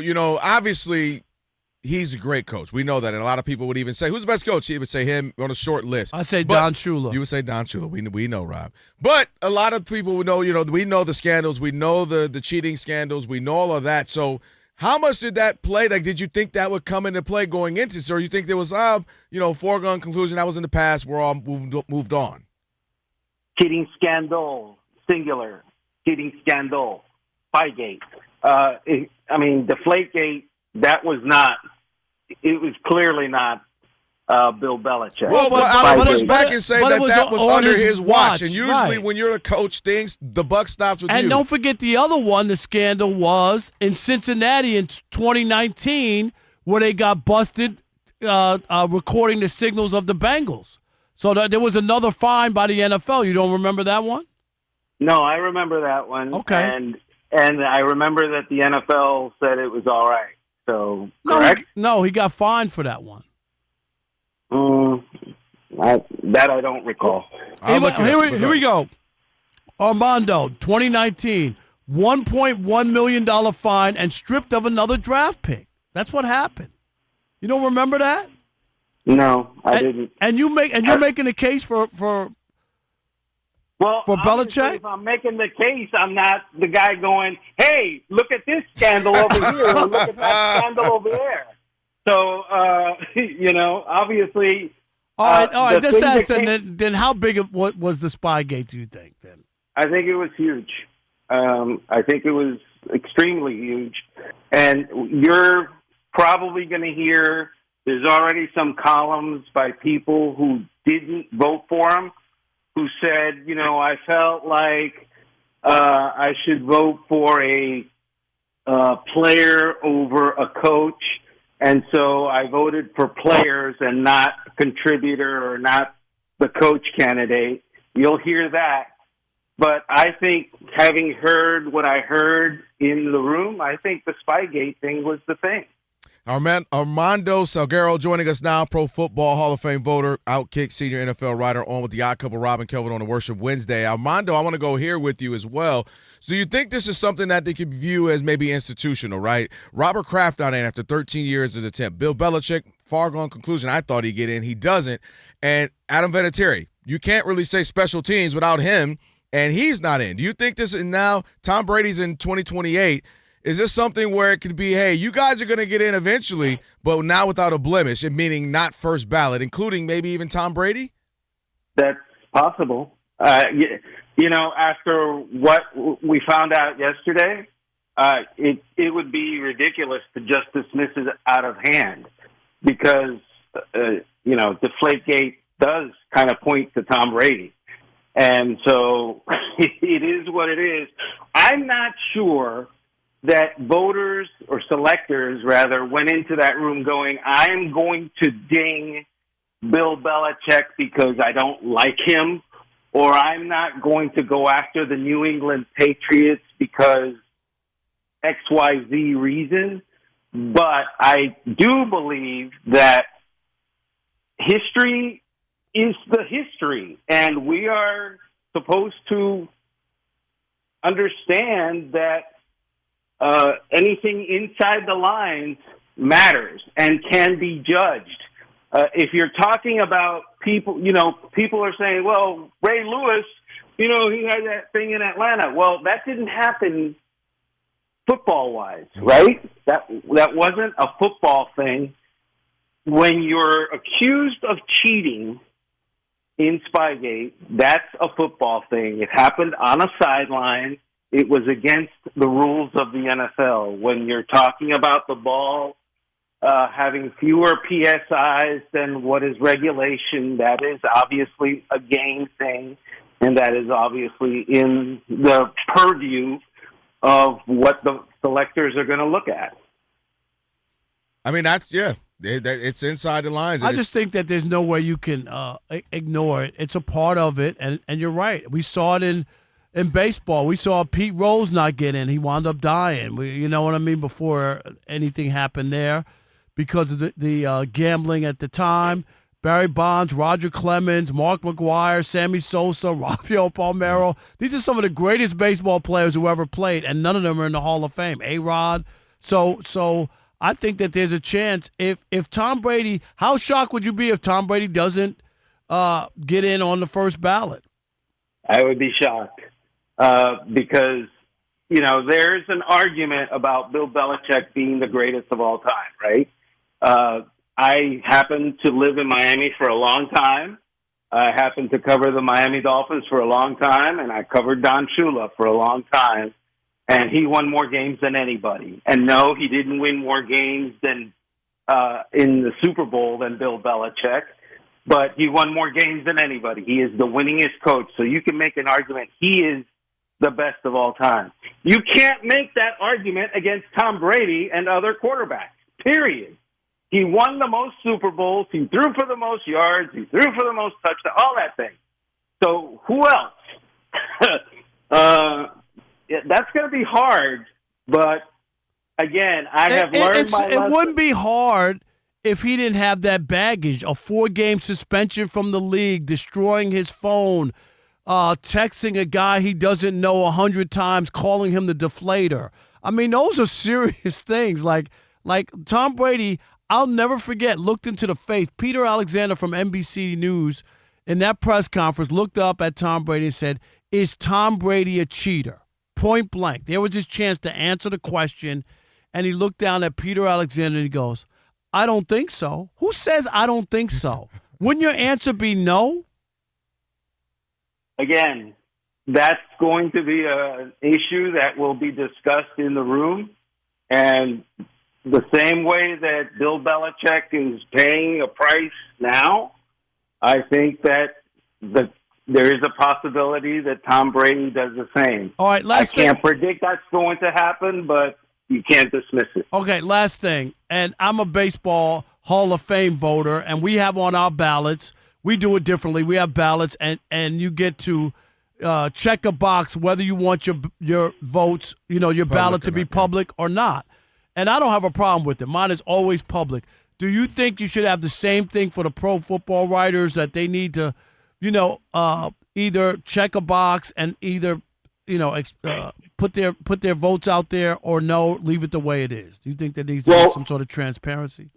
We actually have meetings, and we vote at that meeting. We don't get a ballot in the mail or anything like that. But having said, and we vote electronically, and nobody sees each other's ballot. Having said that, I have written at Outkick that when stuff like this happens, and there's questions and controversies, and half the country is leaning one way and a third of the country is leaning the other way, we should be answerable for our votes. And if you didn't vote for him, say so. I presented the guy. I voted for him. But my only thing is, and I think that it should just be, you don't have to. Just because people don't like that he didn't get in, why do you have to? When other people didn't get in, nobody asked you to see your vote.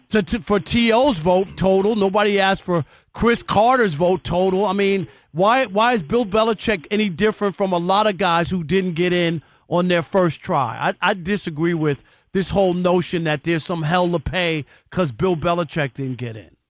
Well, you're free to disagree, but I don't know any of the guys that you just mentioned who won 6 Super Bowls and 333 games. Yeah, and they also didn't cheat to get an advantage in games that he won. And they didn't win 333 games. And yeah, but maybe if he didn't cheat, he might not have won that many. How about that? And 190 after Spygate. Armando, please, come on, man. I know you made your argument. I'm glad you failed, and I'm glad he didn't get in. How's that? Well, that's fine. You're in the minority. I know you're used to it. Yes, my whole life. Thank you. Oh, my God. So stupid. Armando, appreciate you, man. Thank you so much for joining. Appreciate it. All right, guys. No doubt. I never miss Outkick. You were about 45 seconds away. You were right there. On the way, one's got to go. Alex is disgusted with me. You know the worst part, Rob? What? Is not only did you have to get the minority joke in, because it's Rob Parker. Rob G is now on Team Rob Parker and hangs up on the guest. Doesn't even say bye. You hung up on him? What are we doing? Wow. I fat-fingered it. I did. Oh yeah. Big. Let me tell you, you can't say that anymore. Let me tell you who's never going to be on the show anymore. Armando Salguero. No, he'll be back. First and last. First and last. Hey, guys, first and last. Grand opening, grand closing. One's got to go next. Fox Sports Radio.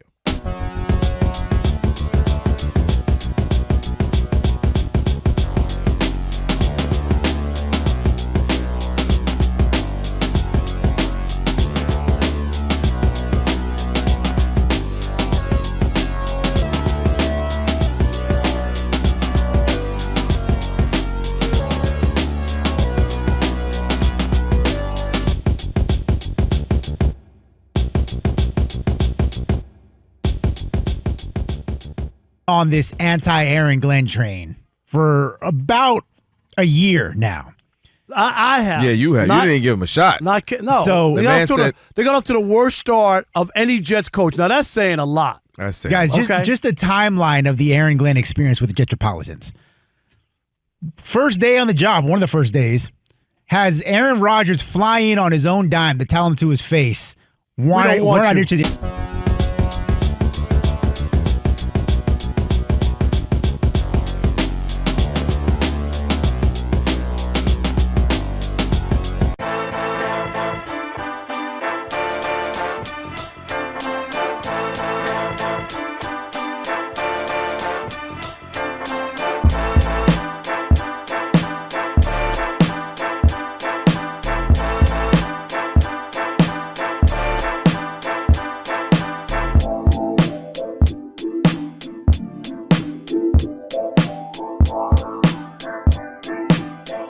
considering that all for the last, 9 days, anyone was talking about was, hey, no Bo Nix could be a problem for the Denver Broncos. Not for Sean Payton. Sean Payton's like, no, we got nothing but confidence in Stiddy. Jarrett Stidham's going to do what he has to do. We're going to win this game. Our fans are going to have plenty of time to relax before the Super Bowl. Well, lo and behold, Sunday afternoon against the vaunted New England Patriots defense, outside of maybe a drive and a half, Jarrett Stidham and that Broncos offense did not a damn thing. All right. They didn't get inside the New England 20 for 2.5 quarters. Okay. They had just 32 net yards of offense in the second half to go along with 1 first down. And a lot of it came down to a single play call, 4th and 1, about 8 minutes left in the second quarter. They're up 7-0. Jarrett Stidham got him down inside the red zone. Had a chance to go up 10-0 if they take the field goal instead. Calls a play action. Stidham incomplete. The rest is history. Here's Sean Payton talking about that controversial decision after the game. Just felt like, man, we had momentum to get up 14. It felt like we had a good call. Where were we at yard line wise there? Yeah, I think the feeling was, man, let's be aggressive. To get up 14, I was just watching the way our defense was playing. Poppycock, boulder dash, dumb coaching, plain and simple. You got a backup quarterback who hadn't thrown a pass since the Louisiana Purchase. What's the difference between 10-0 and 14-0? It's 2 scores. It's still 2 scores. Come on, dude. You know the bad weather's coming. You want to have some momentum? You score on your first 2 drives with a rookie, with a backup quarterback at home. The crowd's into it. After you gave up that scoring opportunity, you just score again. Think about that. What are you doing? Sean Payton. Genius my ass. Oh, that mic was funny. That was super. Yeah, that was because like Karen and Ken. Because that's Sean Payton. Oh, you hear people talk about him all the time. Sean Payton is this. Sean Payton is that. Oh, look what he did. He threw Russell Wilson out, and now look where he is. He's going to the Super Bowl, and he's done this and done that. No, he blew his opportunity. He let his team down. If you're a Broncos fan, I would be pissed. Why not take the points? We're going to get into this later this week with these coaches and not taking Dude, I've been screaming it all season. The Rams could have taken points. Ben Johnson and the Bears could have taken points, and they would have wound up winning that game against the Rams if they took points early in that game. Dude, but Sean Payton, I'm sorry. I keep telling you. Everybody makes it like he's this genius, and him and Mike McCarthy are the same guy. Go look at it. Google it. Go look at their stats, their winning percentage. They both won 1 Super Bowl. Go look. He's still living off that onside kick for the second half of the Super Bowl. Is that what we living on? Still? That's it. Is that what we are? I'm sorry. He blew it. Bad coaching. And sometimes a lot of people say, well, it's the players who determine it. You know what? Sometimes it's bad coaching, and that was bad coaching. That was bad coaching, and especially, Rob, when you look at the circumstances. I tell you all the time, it's circumstantial. Situational football. You know you have a backup who hasn't played in 2 years. You knew the situation. You knew the weather. You knew the weather was coming. And for you to have a chance with that defense to go up 10-0 in the second quarter, how do you not take that? You take the points, you're up 10-0, back up, and your defense is going crazy at home, your crowd's going crazy, and you have an opportunity to put all the pressure on the number 1 seed, the Patriots. They're supposed to win this. They've got an MVP candidate. They've been the best team in the conference, and the pressure is solely on them to have to score twice. And mind you, you're going to get the ball back, and you have an opportunity to put up more. So that's a massive missed Fox opportunity. Sports Radio, Odd Couple, Rob and Kelvin on a Worship Wednesday. For over 40 years, Tire Rack's been helping customers Find the right tires for how, for what, and where they drive. Ship fast and free, backed by free road hazard protection with convenient installation options like mobile tire installation. TireRack.com, the way tire buying should be. Let's do it quick. One's got to go.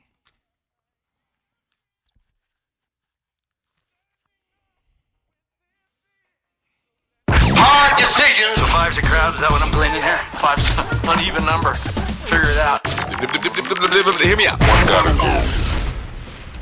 I want to make sure real quick. Okay. Is the topic one's got to go sports writers from Outkick? Is that it? Is that what we're doing?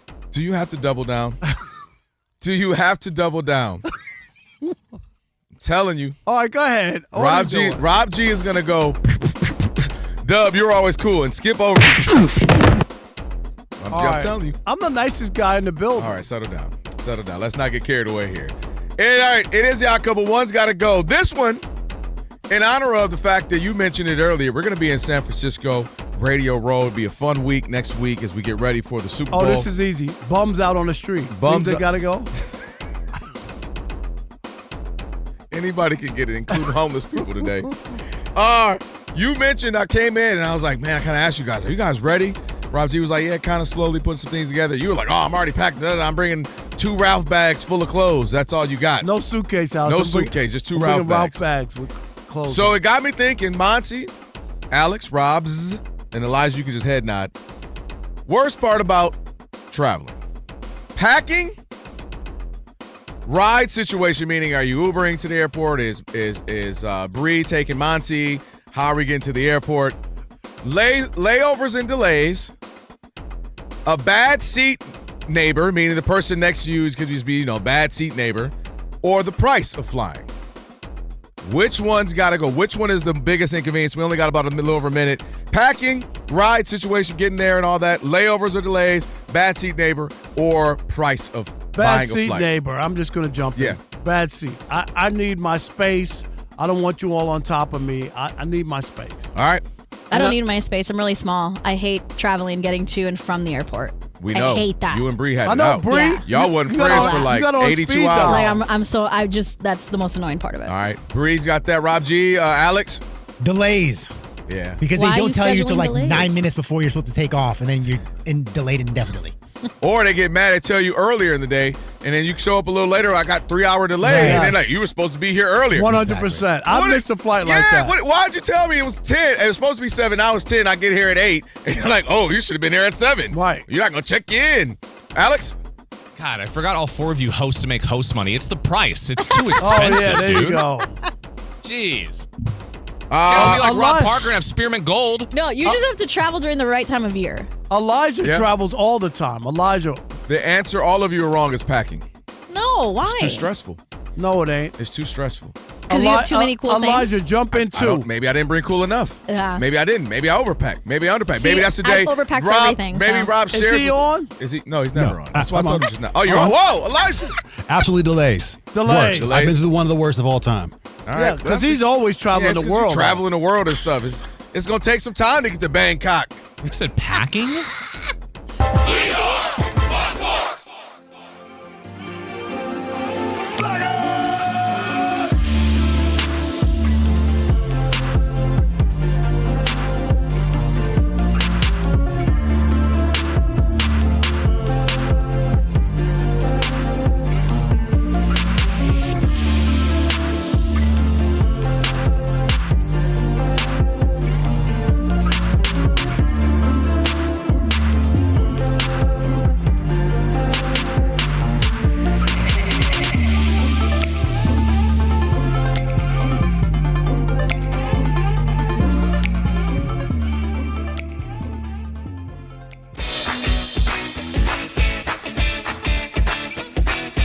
It's the odd couple. You know what time it is. It's your boys. Let's get it.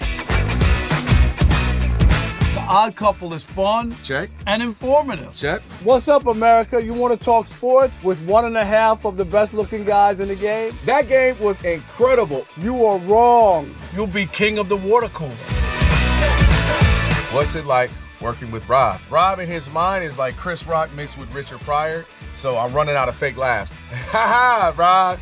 Rob is very passionate Son, you ain't ready for this. Well, I don't have BS in my game. I'm straightforward. I'm honest. You say Brady's the greatest quarterback of all time, but Eli Manning beat him twice. And, of course, it doesn't hurt that I'm right most of the time. Kelvin is the nice guy, wants to make everybody feel warm and fuzzy. You done? Let me tell you the truth. I bring the energy, a youthful energy. Rob's not going to see this, is he? And I bring an honest opinion. Michael Jordan, I can't take it anymore. I need a break. I'm going to go play baseball. Trash Talking Tuesday is the best. It's a great opportunity for folks to call in and they get to trash whomever. Who you trashing, Roger? I'm trashing LeBron James and Michael Jordan. Oh, okay. They can't even hold Wilt Chamberlain's shoes. Stop talking about the king like that. It's a new era. Let LeBron be the best, please. I only recognize one king in the United States, and that's Burger King. The connection with the Odd Couple audience is incredible. We really invite them in. And they can relate, whether it be things about our own personal lives or our takes on sports. Love you guys. You guys are killing it. Hey, we appreciate you. Thank you for rocking with your boys. They feel like it's just my guys, just my friends, and they join right in on the show. We talk with the listeners, not at them. Obviously, you can listen to us live, but you can still check out the podcast. You can check out our YouTube. You can check us out on social media. So in any way you want to get it, you can get it. Yes. There's some yelling. It is some hot takes. It's a whole lot of fun. I'll give you that. It is fun. I agree. Begrudgingly. The Odd Couple. Sports talk that's too good and too fun.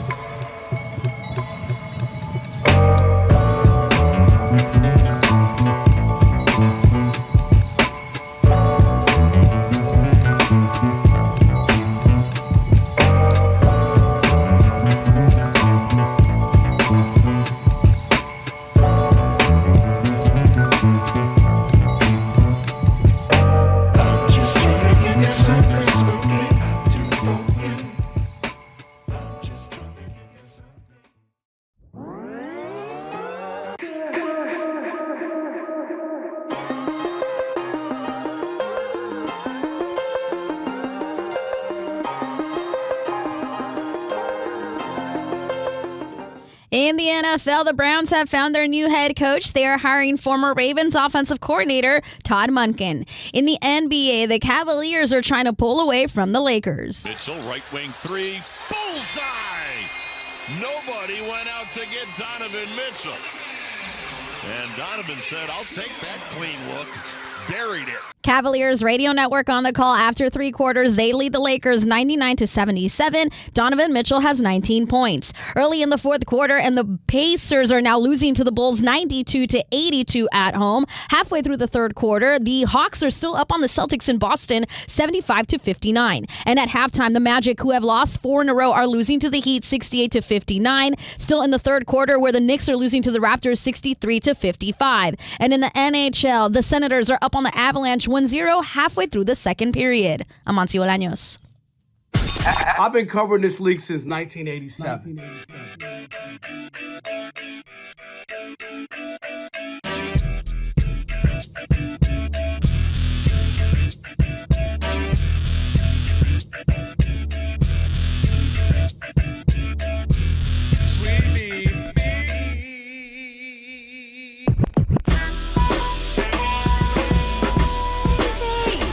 this sports writer and this sports fan share a radio show without driving each other crazy? Now, live from the Fox Sports Radio studios, here's Fox Sports Radio's Odd Couple, Rob Parker and Kelvin Washington. Hour number 3 of the Odd Couple. Rob Parker, Kelvin Washington. Get ready for this topic because Kelvin's off his rocker, so we'll get to that. Have you ever wiped with a piece of dry toilet paper and wondered, is this as good as it gets? Now, that sounds wet. So that. Oh, boy. All right.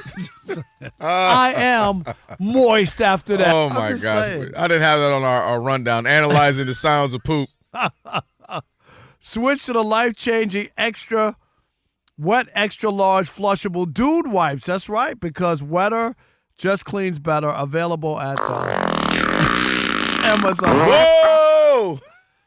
And major retailers nationwide. Dude wipes, best clean, pants down. I'm the poo-poo king. Sometimes you go into like an airport bathroom and it sounds like a tuber section. No, like it gets. I ain't gonna lie. It's bad. It's bad. Like everybody in there's got to be sick. Man, right? Yesterday I told you I had a little lunch to go to, and I go to the restroom. A dude, I'm done washing my hands. Dude comes in. And he was at the urinal. And all you. It was the bebop. I'm like, what? Dang, you're not even in the inside. Like, can you Bro, go? you're 5 feet away from me. If you don't relax. I was so mad, man. You know how you dry your hand. You know how you get the monster, you get the little paper towel ball. I wanted to throw it at the dude. No, that's. But gross. he didn't even let me just go in the stall, get away from him. Dog is next to me. Rob G, don't you go in the stall and flush it? So you got to make sure that knocks out the noise. Right. Yes, that's called the courtesy flush. No, dog went in there like he was part of the Fat Boys in 1985. Bad. And I'm like, my man. Okay. Alex, were you there? Because that's what it sounded like. Right. Alex has been there. He knows that. I've been there. I mean, we've all been there, but juices. Oh yeah, I know you had me messed up the other day with that. You're welcome. Speaking of which, I'm waiting on mine next week. Won't be here. I'll be in San Francisco. Oh, good for you. FedEx mine. Tell me more of your problems. I know, right? All right, on the company down here, you're belly aching about being on a trip for a week in San Francisco. It's gonna be hard. I'm gonna be away from my family. Rob G can relate. It's difficult. I'm surprised Rob G can go. You too. I am. Look, now, you know what, Kelvin, I didn't tell you. You know what Rob told me today? Oh, here we go. So thankfully I didn't answer his call because I was doing something. Okay. And he said, I just wanted to text you something. So after Scott told us where the dinner is. Yeah. What did this man say? Because he's over here laughing. Hey, Rob G, I know where your raise went. You know what I'm convinced of? I'm convinced you don't want Rob G to keep producing our show. You disrespect his guests. You make fun of his raise. You just said he ain't got no spine and his wife running. I don't know what. Do you want Rob G to produce our show or not? I do. You know what, Rob G, that's the first thing I thought of. Because we've had these dinners or whatever before. Oh, this is nice. This is really nice. This is a level up. I'm like in San Francisco. Who are they trying to impress is what I want to know. There's got to be some there? big clients because we're going to a Brazilian steakhouse, and you know how expensive that is, and it's all you can eat. All they just bring out. I don't even want to say it because I'm not going to let all Alex, the meats. Yeah, I didn't want meats to and say meats and meats and meats and meats and meats and meats. All right, settle down. All right. Rob G, I know you're excited for San Fran. I am. We can't do any shopping over there. All the stores are closed down. No, they say it's good now. We actually had somebody said it's back now. Oh, did they open? Yeah, like it's getting back to how it used to be. Like it's getting used better. to be great. Yeah. have you been there? Oh yeah, I was just there. When was the most Rob, recent? I think the whole Outkick team's gonna be there. You gonna go? Yeah. You about to outkick you in your I head? know. That's right. It's the Super Bowl. Armando will be there. I'm going to apologize in person. What if we're sitting? That's a great point. What if we're all at the dinner? No, right. You're going to apologize? I'm going to apologize. Look at me in my eyes. There's absolutely no way you're going. Let me rephrase that. I'm going to. There's no way you're going to apologize without something on the back end. No, there won't be. You might go, I'm sorry, and then this is your apology. I'm so sorry you took what I said to heart. I just said what was real. Yeah. I'm so sorry that I had to let you know your pick was terrible. I'm going to Rob G because I feel bad that you're getting the brunt of it. So I'm going to apologize to Armando. I'm not going to make fun of his website. I'm going to say I'm sorry. I didn't mean to treat you that roughly on the radio show, and we would be honored to have you on again next year. 2 years. 2 years from now. When Tom Brady doesn't get in. There you go. See? That's great, Rob. You know what? I got about 13 other people that I would like for you to do that for. Yeah. That'd be great. Yeah. Yeah, like, Rob G, don't call me ever again. I can't stand that dude. Oh, God, he's sick. Yeah. All right. But now we got to add another one to the list of people I got to be careful of when I'm at the Super Bowl week. Hopefully. Doug, Armando. And you know what? I'm going to tell you this. With that, what day is that Brazilian steakhouse? Is that Tuesday I can't or remember Wednesday? what that day was. Tuesday. Tuesday? So, you know, that's an anti-wing day for me. So I will not be. So you're saying keep some empty stomach for that? Yes. Yeah. Because I don't want to go there full off the wing. Waste it. And waste a night like that? You don't want to waste it. Okay, Rob G, we got more news, more leaks from the Hall of Fame. Pro Football Hall of Fame. And They need a plumber up there. it is bad, for real. Like, because all of these things are coming out is kind of overshadowing It's stuff. anticlimactic a little bit. Do you think the NFL? I do think the NFL kind of enjoys it though. I think they do too. Like, man, ain't nobody our talking season, about you know, it's Patriots, It's Seahawks. 2 weeks of, you know, until the Super Bowl, and there's nothing really juicy about this one. Get some stuff on out there. Get them talking about Lakers are down 23, Rob G. You happy? Now, you know what's funny is LeBron James was crying during the crying intro now. because they did a video tribute, and he responded, last I checked, 8.6 turnovers. Very nice. At Great least he's game from the King. consistent.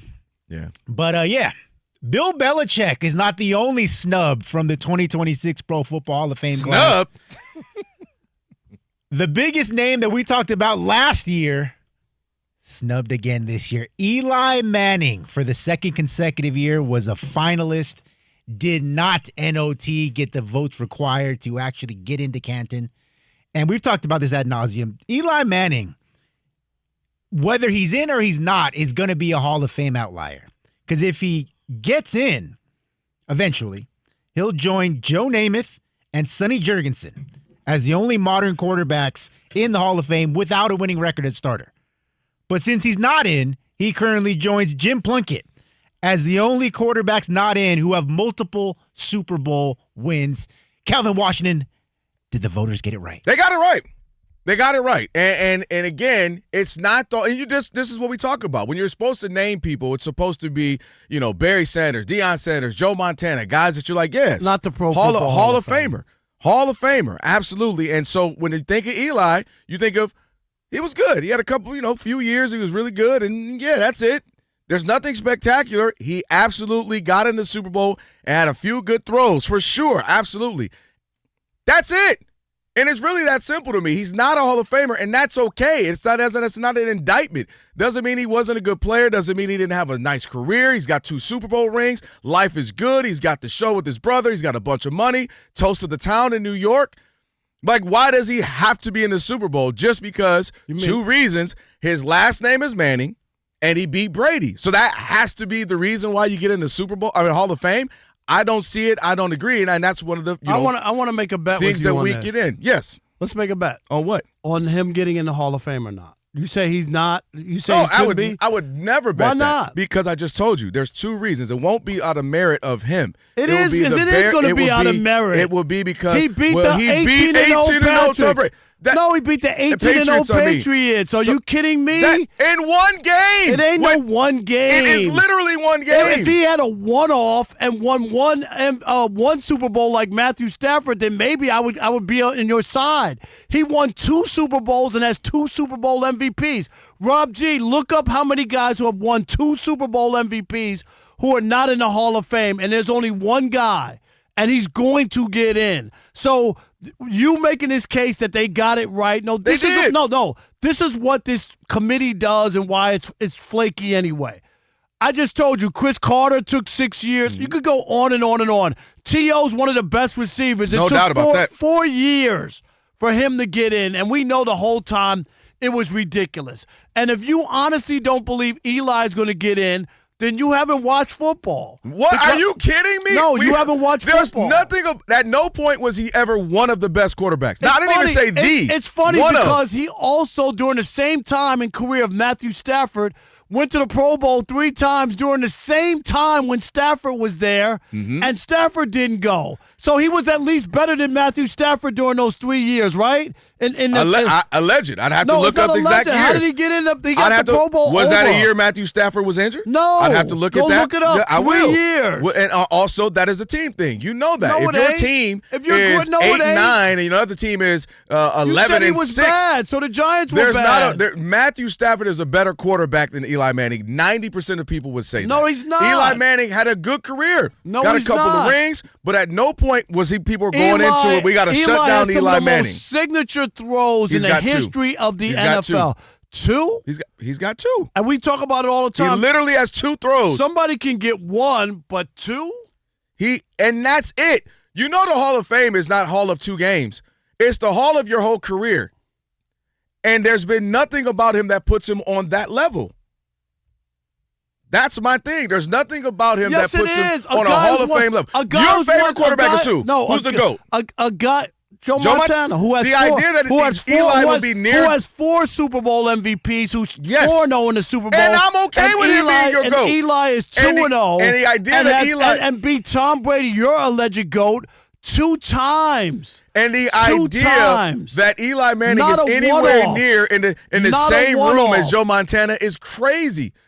That's crazy. Eli Manning has 2 throws. That's it. He doesn't have 2 throws because, first of all, he didn't throw a game-winning touchdown on the throw, the helmet catch. He still needed to throw. No, that was a touchdown. That wasn't an amazing throw to Plaxico Burress. That wasn't an amazing throw. But I'm just saying. But guys throw touchdowns in the Super Bowl every year. But he had to throw. He didn't win every it on a year. Someone throws a touchdown. He didn't win it on no lucky throw. He still had to win the game. He literally is the Hall. He's the Hall of Mid. 117 in his record. Listen to his completion percentage. He barely got over. It's 60.3. Barely. And then you make fun of Sam Darnold, who had 20 total turnovers this year. Well, your boy Eli, 20 in one year, 25 in another year, 27 in another year. Those are just interceptions, not even to mention fumbles. Eli Manning had a fine career. That's to be the end of it.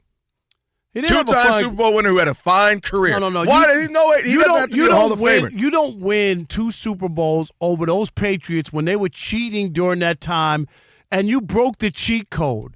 That's why. But Bill Belichick was winning against everybody else, and guess who beat the cheat code? It was Eli Manning. No, it was not. It was that front 4. It was Eli That's exactly Manning. Who it was. It wasn't. They didn't shut out the Patriots. If you told me that Eli won 7-0 in both of those games and the defense held Tom Brady and the Patriots to nothing, then maybe I would buy into that. They were behind, and they needed Eli to come through.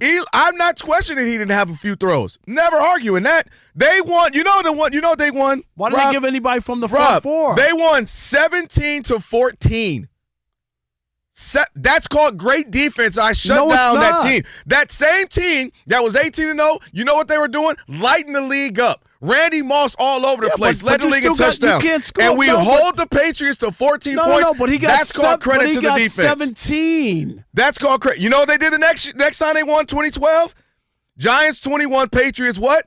17. So in 2 games, the high-flying Patriots scored 31 points total. That shows me it's Coughlin and that defense. What are you talking about? You're ranting and raving about giving up. He gave up 17 points in both. They didn't shut him out. They didn't put it down where they were down. Only gave up 2 field goals or something. My point is, you're acting like Eli lit it up. He scored 17. And he scored 21. And that defense, congrats to them, held the Patriots to 14 and 17. When the Patriots beat the Rams in their last Super Bowl, that's when the defense and Tom Brady had no touchdowns and a turnover and a fumble, and they won that game 13-3 or whatever it was. That's where the defense shut down a team. Wasn't even a good team. 13-3. They were 10-6 getting in the playoff. Wasn't even a good team. That's even more so. Tells you about Eli elevating. Well, it tells me that he's mid. No, it tells you he elevated when it mattered most. Defensive team. You talking about Eli. They held the Patriots to 14 points and the next time 17 points.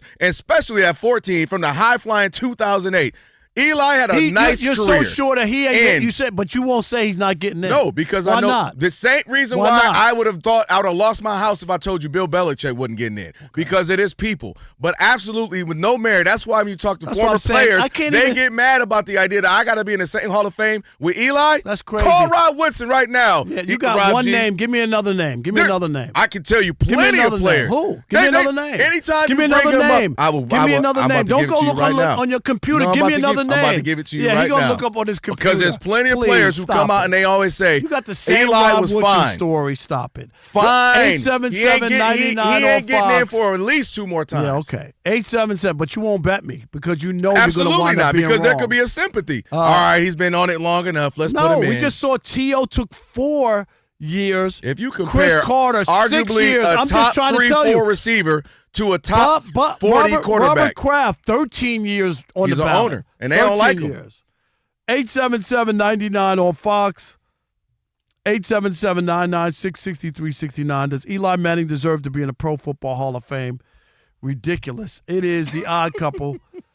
And where we deliver insight, not noise. Sometimes we do get some noise from one of the co-hosts, but it is Rob Parker, Kelvin Washington, right here on Fox Sports Radio. We want to hear from you, and you know what you need to do. Stick and stay. Unless your name's Armando or Kelvin in the US of A.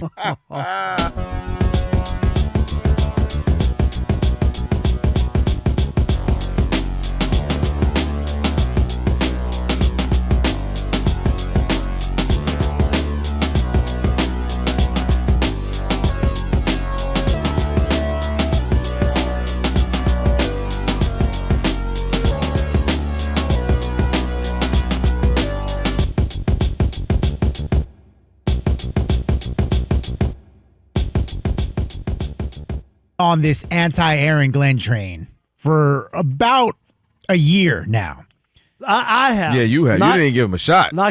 So they got off to the worst start of any Jets coach. Now, that's saying a lot. That's saying Guys, just a timeline of the Aaron Glenn experience with the Jetropolitans.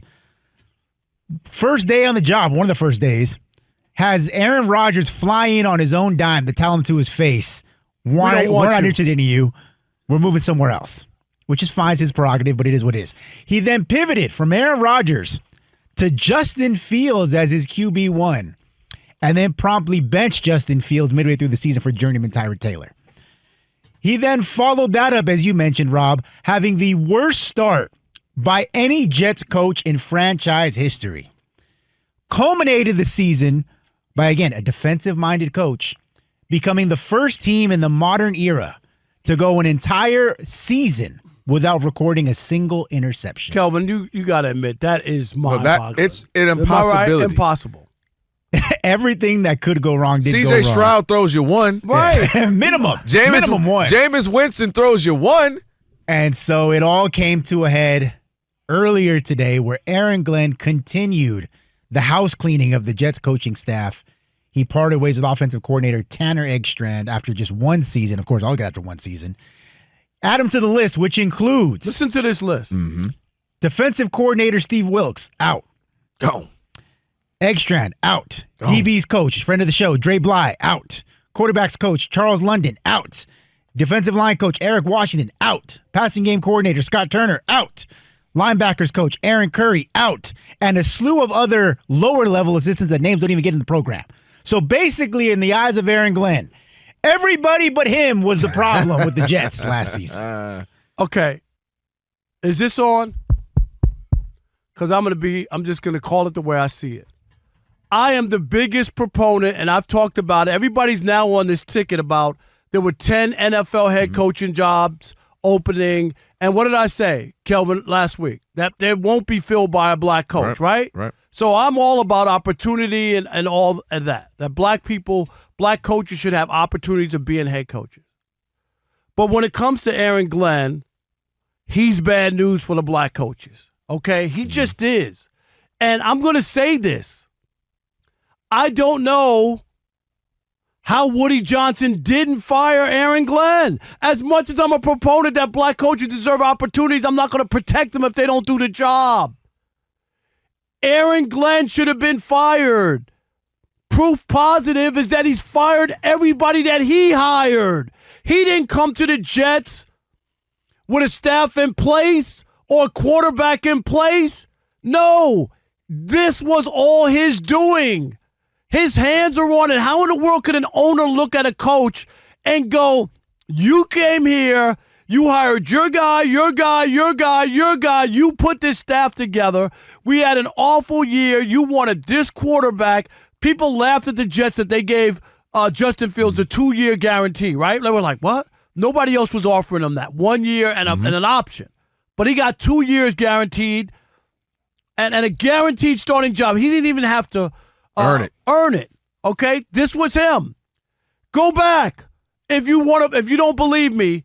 And go read the quotes about Justin Fields. You know what he said? As a defensive coordinator, Justin Fields was the hardest guy to put up a defense against. That's what he claimed. That you didn't know how to defend Justin Fields. And he was obviously in the NFC North with the Bears, and he was in the NFC North with the Lions. So he saw Justin Fields. He was enamored by him. So all the coaches are gone.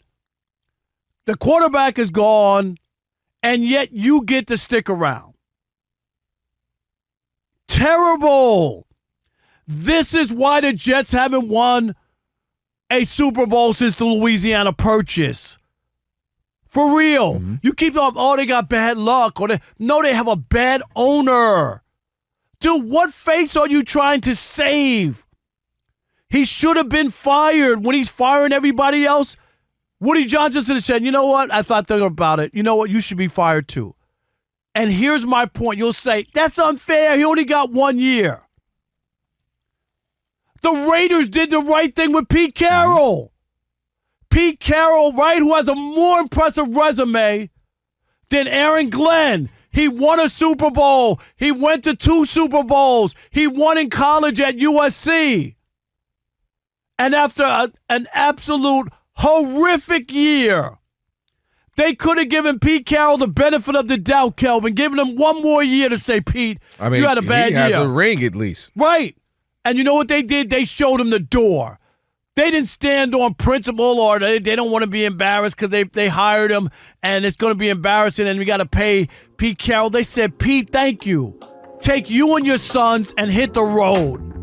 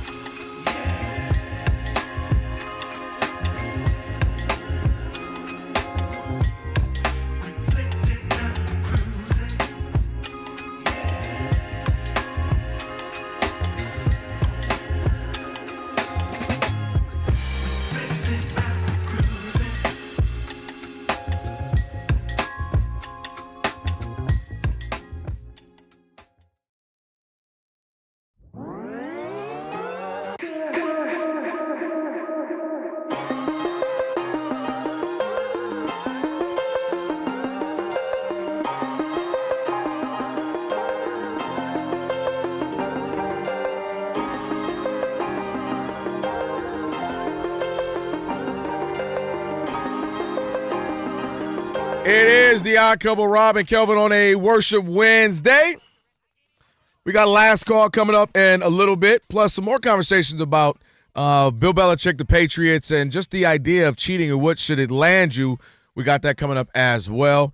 Check out the YouTube channel. We're on it right now. Simulcasting. Shout out to Elijah. Always got us looking good. You can reach out to us there. The Odd Mob. Make a comment. Rob G will read some. Like it, thumbs up, share, all that good stuff. Subscribe. We appreciate it. Just search Odd Couple FSR on YouTube. All right, we're talking Eli Manning. He did not get in for 2nd year in a row to the Pro Football Hall of Fame. Should he have? Does he deserve it? Maybe not. What do you think? 877-99 on Fox. Who we got? All right, let's kick it off with Dan in Idaho. Dan, you're on the Odd Couple Fox Sports Radio. What's up, buddy? Good to hear from you guys. I got 2 things real quick. Yep. It's a travesty that Bill Belichick did not get in. I absolutely hated the man and his entire career, but you can see his accolades, and even if you took out all the years that he supposedly did something wrong. Not supposedly. Still, he got busted. Come on, supposedly. Okay, well, still, he's still first ballot Hall of Famer. Second of all, Rob, I disagree with you on damn near everything, but I do agree with you on the Eli thing. You win 2 Super Bowls. There's only 59 of them out there, and he won 2 of them against the best team at the time. And so, yeah, I don't think there's any argument there. No, now that one, I'm with you. All right, I just think that you cannot look at Eli, and he didn't win. It would be different. Thanks for the call, Dan. We appreciate it. Kelvin, you would have a better argument if he didn't win MVP. Say they won and they gave it to some of Michael Strahan or a defensive way too player. much stock in just it's a Hall of Fame. It's not Hall of Playoff. No, but it's Hall of Fame. Your big whole career. When you I look don't disagree. It's Super Bowl's big because the same way, and that's why I always bring up. Nobody remembers any like Jim Kelly with the Buffalo Bills, who got the 4 straight Super Bowls. Nobody ever talks about Jim Kelly. You know why?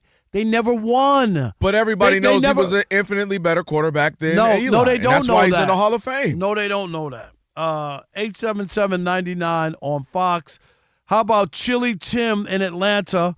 You're on the Odd Couple, Fox Sports Radio. What's up, Tim? What up, Rob? What up, Kelvin? Now, Rob, don't start yelling until after I hang up the call. No, all right. I'm not yelling at anybody. Wait a minute. Breaking news. Chili agrees with me? Oh, snap. Breaking news. Breaking news from Chili Fox agrees. Sports. This is Monty Bolaños. Breaking news. We have something never done here before. Chili Tim is not chill. That's right. No chill Tim is crazy. You guys are crazy. But I would say this, Rob. Like I was telling Rob G, you hurt your argument when you did the defensive point. Can you imagine how many times your guy with the beautiful balls, Aaron Rodgers, would have loved to have his defense only give up 17 points? You know, he had to outscore, and his defense just could not hold somebody. So to make light of that defensive stat kind of ruins your argument. So if you're going to use an argument, don't throw in that. Because that defense did make a difference. Rob. Okay, but my only problem, but my only 17 points is big. 14 the first game. No, but my only argument is, even with that, he had to come up with something big offensively to win the game. They weren't up Chili 17-0, and he didn't do anything, or he didn't have to make a play to win. That's why I'm saying the defense is fine, but he still had to make a play at the end to win the game. It's easier when you only have to score 1 or 2 touchdowns, and you have to. You know, when the other team is not scoring, then it keeps the pressure off you because, you know, your defense is going to bail you out. So wait a minute. So did you watch Denver and the Patriots? Because the Denver's defense only gave up 1 touchdown, and they didn't get to go to the Super Bowl. You know why? Because that coach didn't kick a field goal. No, because they Chili, because they didn't have a quarterback. That's Sean Payton. That's Sean Payton. No, they didn't have a quarterback. They didn't have a quarterback who could get them what they needed. That's what I'm saying. Eli did that. That's all. I don't agree with you, Rob, but it's not the Hall of Good. It's the Hall of Fame. Thank you, Chili. Appreciate you. Let's squeeze in Orlando and El Paso real quick. Orlando, you're on the Odd Couple, Fox Sports Radio. What's up, Orlando? How are you? Hey, Rob. Good, Rob. Listen, Rob, this take is personal for my boy Wes in Hartford because he's a Patriots fan, and he hates your guts, Rob, because back then he lost it. When you went on Undisputed and you said, my Eli Manning will always have a special place in my heart because he beat Tom Brady for those 2 Super Bowls. but I'll tell you what, Rob. He is barely Hall of Fame. He does deserve to be in the Hall of Fame, but not now. It's too soon for my sake. But what he did beating that 2007 Patriots team, that was astronomical. That was a great achievement. Boy, we done spent however many minutes. All y'all keep telling me about is one game. 18-0. Hall of Game or Hall of Fame? Hall of a game or Hall of Fame? And Orlando, he's a great humanitarian, too, because if you don't get off my phone. All those 19-0 T-shirts that went to Nicaragua. Whoa. I mean,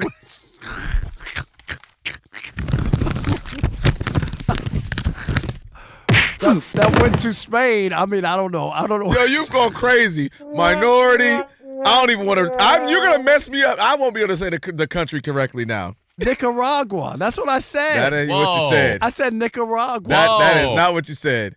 Oh, Rob. I need that. Alex, I need that drop. I don't got that much power. I You got to chill. I didn't say that. Rob, do you want to go to Super Bowl? Yes. You sure? Yes. Monty Bolaños, please save this man. Nicaragua? Yes. Nicaragua. Very nice. All right. Please, you say it. Nicaragua. All right, now Yes. even you getting carried away now. That's Okay. Because I'm trying to make sure that's what we Nicaragua. Oh, guys. I ain't never needed to be Nikki so much in my life. Right? I know. I was going to say Nicki Minaj. Sure, Oh. sure. Whichever one. Sure. Let's start in the NBA, guys. Alex, please say you don't have the that. game was over in the third quarter, but the Cavaliers defeated the Lakers 129-99. The Lakers hit 9 threes. 6 of them came from the bench. The leading scorer was Luca Doncic, 29 points. Then the next leading scorer was LeBron James with 11 points. Bronny James came into the game. He got 8 points, so he got some action in Cleveland. Right now, still early in the fourth quarter, and the Hawks are up on the Celtics 104-89. Atlanta has lost 3 or 4 in a row, just like the Magic. The Magic, though, are up on the Heat, 107-97, also early in the fourth, just like the Knicks and the Raptors, where New York is trying to pull away. They are up right now 91-79. Mikal Bridges leading the way with 28 points. Late in the third quarter, the Hornets are up on the Grizzlies, 81-67, and the Timberwolves are leading the Mavericks 50-41. Julius Randle, 14 points. Late in the first quarter, the Warriors have a 30-20 lead over the Jazz, while the Pacers defeated the Bulls 113-110. In men's college hoops, with about 8 minutes to go in the first half, number 19 Florida is up on South Carolina 20-10. Halfway through the first half, number 10 Houston leads TCU 16-11, while number 25 St. John's has won 7 in a row. They defeated Butler 92-70. In the NHL, with 5 minutes to go in the third period, the Islanders are up on the Rangers 5-2, and early in the third period, where the Blue Jackets lead the Flyers 3-1, Senators over the Avalanche 2-1. In the NFL, the Browns are hiring former Ravens offensive coordinator Todd Monken to be their new head coach. Patriots quarterback Drake May was limited in practice today because of a shoulder injury. When it comes to golf, Patrick Reed is leaving Live Golf and is seeking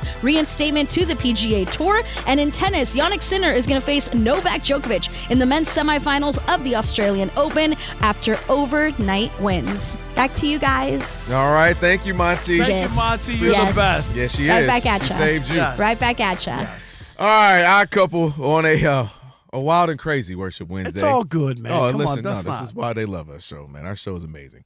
Rob G's going to get the best of. Rob G, your best of is going to be easy today. Look at Rob G shaking his head. You know it's not, because me and Elijah were talking like, yeah, we can't put that up. What? We were going to put this last segment up, and then Rob went and cursed on the air. No, I did not. Can't do that. All you got to do, just bleep it out. Why would you get rid of the whole segment? No, Oh, the podcast Oh. listeners are getting the full unedited version. Yeah, they get the unedited. But the best of, you know. That'll get that. Do we have any odd mobs? Odd Any mobs or YouTubians? no? Yeah, what are Any they? good ones? Yeah, I mean, a lot of simping going on for Monty per the usual. Oh, jeez. It wouldn't be a Wednesday without that. I just don't understand it, Monty. I'm not saying that. That's not what I mean. Elijah even there trying to save you. I don't mean it like that, Monty. Boy, Monty. No, I'm not Rob's type. That's fine. No, No, that's that's Monty. fine. That's not No, what that's I. all Last good. week it was your hair is funky. Well, you know, Right. she just had a birthday, so she kind of aged out. So Oh, that's the a problem. good point. That's Thank not, you for that one, you too. Monty, I didn't know. He's like Leo DiCaprio. Is Yeah. that what it is? Got you it. didn't age out for me. No, I'm just yes. saying. Yeah, Mom. that means your hair is funky, and No. I don't know why they like I don't Monty. know Come why on, they- Rob. Oh, They gotta thank teach you how to Feels good. talk that Feels talk a little good. bit. It's not that. I'm not saying why do they like Monty, but they go crazy over you. Wow. Just don't get it. I just don't care. Good day to be back. Oh my gosh! Welcome back, Monty. Thank Monty, you. not Thank at you. all. I'm crying, yo. This has been a Monty. wild Wednesday, yo. Wild Worship Wednesday. Anyone worth mentioning? Yeah, you we'll know? read one. Broderick Crawford, who hates the show, Okay. does comment a lot. Said, Yeah. I find it ironic that Eli Manning beat a guy who Rob Parker does not think is any good twice on the biggest stage in the sport. He just killed his own argument. No, I didn't. It was a Super Bowl. The reason that I've said Tom Brady doesn't deserve to be in the Hall of Fame is because they cheated. So that Eli could beat a team that cheats is even more amazing. I just said that he broke the cheat sheet. And why are you listening to the show if you don't like it? And commenting. What did Mike Tyson People say? kill me. If you don't Change like the it, station. turn Change your the station. I told you stop doing that, Rob. Adam Castro says, dang, Chili Tim going in on Rob's argument. First time for everything. Yeah, see, What are you talking about? Chili Tim is he's a honest thinker. Let me know when you're going to get it out. No, he's an honest thinker. He is an honest thinker. Bro. Independent thinker. I can be like, yo, Rob, you crazy. Today is Wednesday. Hey, y'all, what's up? It's Chili. Kelvin, I know I love the Lord like you, but it's really Thursday. If you think about it in Japan right now, it's Thursday. Come on, Chili. Y'all are just mad. Alex, they're mad that Alex is in step with me. No, that Alex Chili is crazy Tim, with the fluff. That's why it's me and Rob G, gang. It's just, but you guys are jealous. Why are you jealous of people aligning themselves with me? No, I always got Ken, too. Hey, Kelvin! You're right! Make sure you tell Rob! Jerome and Charleston don't even like Kelvin, but he dislikes Rob. He just he's on your team. Yeah, he be looking for anything. Yeah. So, guys, speaking of not liking stuff, right? This whole Bill Belichick Hall of Fame conversation has brought out every former and current NFL player out of the woodwork sharing their thoughts on it. J.J. Watt was one guy who said, I can't be reading this right. This must be a knockoff Hall of Fame voting or something. Not a single rule whatsoever in which Bill Belichick should not be a first ballot Hall of Famer. He's not the only one who had this opinion, but he was one of the first guys, so he got a lot of traction. On the flip side, another Hall of Famer, Kurt Warner, said something that I want to get your guys' thoughts on. I love this. Interesting I point, love this. So right Kurt here. Warner said two things surprised me today, talking about the voting. Number one, Bill Belichick not getting into the Hall of Fame, most accomplished coach by far the league has ever seen. As much Did you know what he said too? What word he used? What word did he use? Most accomplished. He didn't say the best coach. You notice that? Yep. There's a difference between most accomplished. He's won 6 championships. He didn't say he could have easily said the best coach in the NFL. So he says, as much of a no-brainer first ballot guy as we've had. That's totally reasonable, right? That's echoing kind of what J.J. Watt said. Then he added this. This also surprised me. Number two, how flippantly so many competitors, players, and coaches address the cheating scandals. I have no idea what really happened, to what extent, any of it, etc. But the integrity of competition is always the most important thing to me. So it's crazy how so many disregard it and view it as no big deal. He is spot on, and that is the biggest issue I have with all these guys. And I even said this. I was talking to Jonas Knox today. Mm-hmm. Just about because he, 2 pros and a cup of Joe, and they got LeVar and Brady Quinn, LeVar Arrington and Brady Quinn on the show. And I said to him, what would be great, because those guys were all on the Bill Belichick train. I said, if you would have asked them, had Bill Belichick, you've been in the Super Bowl, and you found out he cheated against your team and cost you a chance at winning a Super Bowl, would you be as cool and as flip as people are with these allegations? And I understand why the Rams and Kurt Warner feel the way that they do. And I understand why some of the other fan bases and people hated the Patriots because they felt like they got jobbed and they got cheated. And the other thing is, and nobody really brought it up, and I wish, the Eric Mangini factor. Like that is the smoking gun. And that is the piece that's hard to argue with because he's one of Bill Belichick's disciples. Mm-hmm. Would you agree with that? No, he is. Like, this is not like some random guy, some guy who don't know what's going on. He was never in the building. No, he was in the building. And when he became the Jets coach, was like, nope, you don't do that to me. I know what you do. Don't do that to me. I think that's so telling. That's telling. There's no fronting on that. But also going back to Kurt Warner, I think Kurt Warner has some skin in the game. Right, and I think Kurt Warner's looking at it saying, I'm not going to accuse the man because I don't know exactly. And obviously, they won early in their run, the tenure, when they played Kurt Warner in the Rams. St. Louis Rams at that time. So he doesn't know for sure. But if I'm going to tell you the guy, you feel like, man, we were a field goal away from winning this thing and so on and so forth, and then you come to find out a handful of years later, this team is known for cheating and doing things, that they shouldn't be doing, you're going to feel some type of way. That's what I'm saying. Did we get cheated? Would I have another ring if we didn't get cheated? But you got to admit, a lot of guys, these players that he's talking about, are flip on it. Like, we know he did it. All and right. I told you yesterday why I think that he didn't do it. I told you why I think that is because I think this is common. I think if you look, like, for instance, Spygate, the issue wasn't, oh, my gosh, they had a camera. It was the angle, right? You only can record Yeah, another but team. they I'm not questioning cheating, but this is my thing. I said it yesterday. Why I think some players are flipping. I think they can say it ain't cheating if you ain't trying, and we doing a little something. And I know we got a few players who got away with using steroids, and I know we got so they look at it as, hey. But the only thing is, in between the lines, that guy outcoached my coach and my team. That guy, Tom Brady, was whooping us up. That's all I know. The only thing is, and I hear that, but when a coach has the biggest fine in the history of the league, right? And the league destroyed the tapes and took draft picks away. You can't name another coach for all the stuff that everybody else does. You can't name another guy that happened to. But you just said it earlier today. He got caught. Right. Jimmy Johnson came out and told us he was cheating. Today or yesterday. He said that they got nothing out of it and they stopped doing it. They were cheating and it didn't work. But the league told them 3 times. I'm not disagreeing with that, but I'm saying that's why players view it. I think players view it as, man, we all cheating a little bit. All I know is in between the lines, I don't know about a little they bit. whooping us up. Well, they weren't but they weren't winning. And if people have your defensive signals, I think you'd be blown away how many players know we doing something a little extra. A little extra. That's like even the Michigan stuff. I told you, they got caught. Mad other teams are doing that. The guy who did it became the guru of teaching how to do it. No, but I'm just saying. I think you got to give me. You can't just say everybody's doing it. Give me when Ohio State got caught with a guy on the sidelines. You just can't say everybody does. I'm literally telling you, the dude in the documentary tells you how he became the go-to for this from other teams sending their guys and teach them how to do. You got to do this. You got to do this. Okay, and I just told you, Jimmy Johnson said we did the same thing. We just sucked at it. It was too quick to get the information in, so it didn't work for us. So we stopped.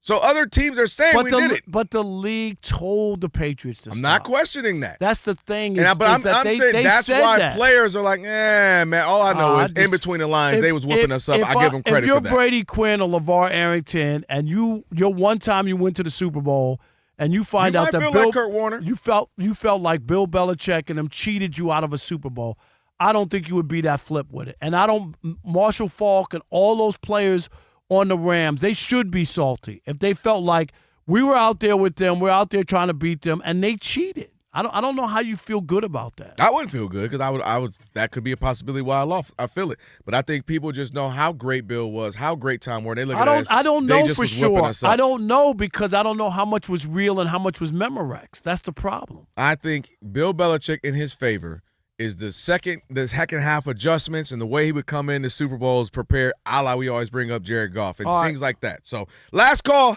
877-99 on Fox, 877-99 on Fox. Last call, hit us up. It's the Odd Couple, Fox Sports Radio.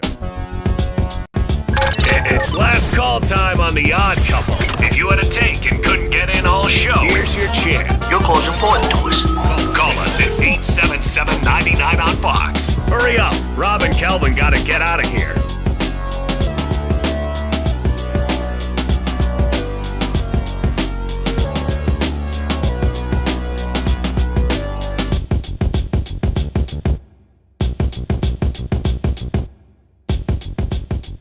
Let's take a jump in the hot tub time machine and find out what Rob Parker's been saying about Sam Darnold. Alex, don't hit the button. And I know all of the people decided this is the day that they were going to sing the praises of Sam Darnold, but I'm not one of them. Sam Darnold. Okay. I know they won the game, but I'm going to tell you, I'm going to give it to you real. Okay. Sam Darnold got bailed out. They let Sam Darnold off the hook. And I'm talking about for right now, because this still follows him. And the reason it still follows him, and I heard Colin recite a stat earlier, and other people were talking about it as well. First quarterback to win 12 games with 2 different teams.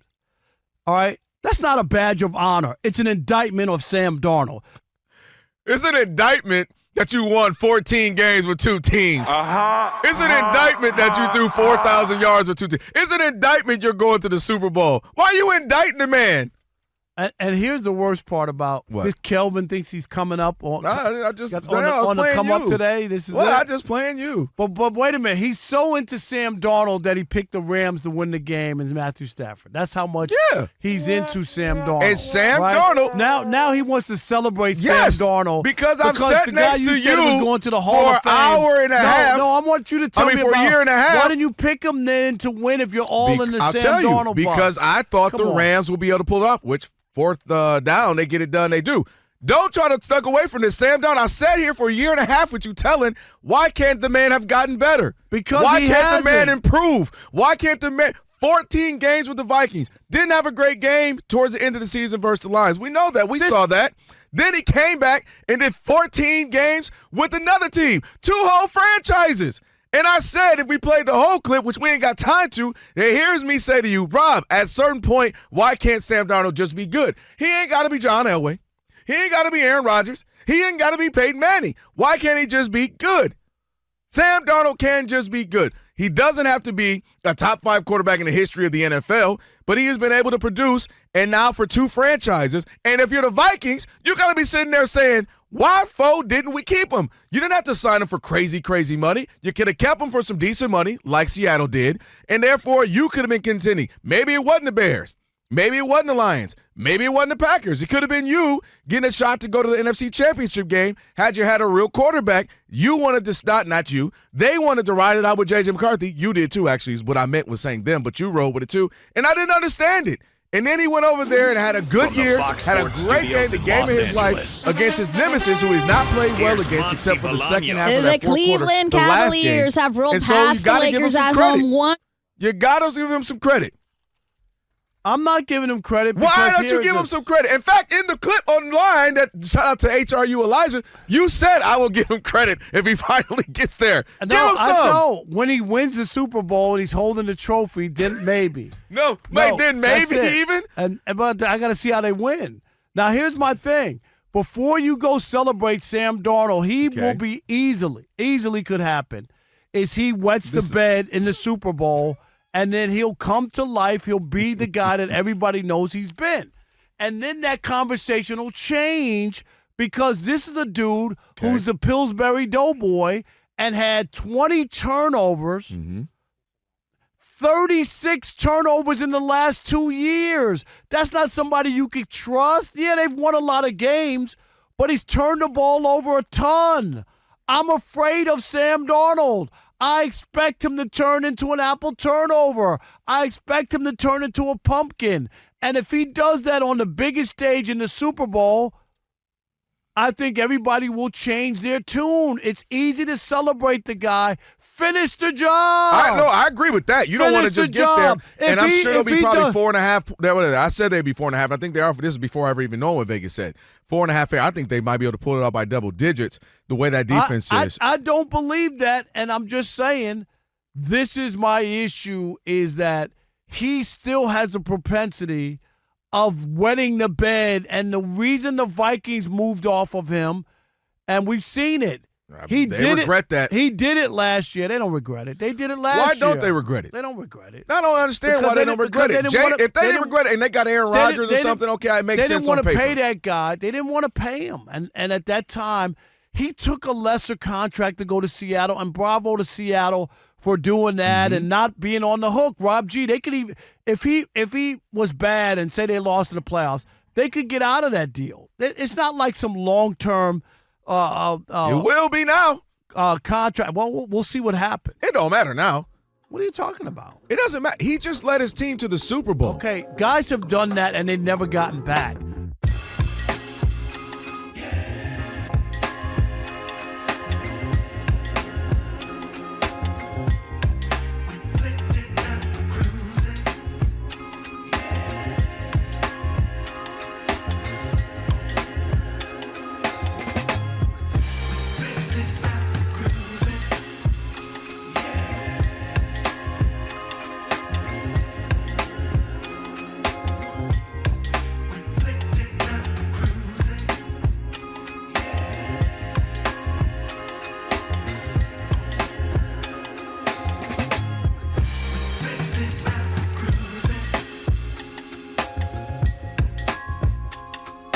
I need the Lord in my life. You do.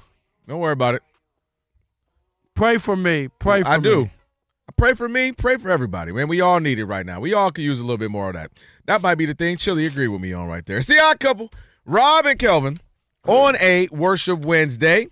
Thank you all for listening to the show. We've had a crazy one. It's been fun. And for over 40 years, Tire Rack's been helping customers find the right tires for how, for what, and where they drive, ship fast and free. Backed by free road hazard protection with convenient installation options like mobile tire installation. TireRack.com. It is the way tire buying should be. All right, it's time now for Last Call. This is the Last Call. Last Call!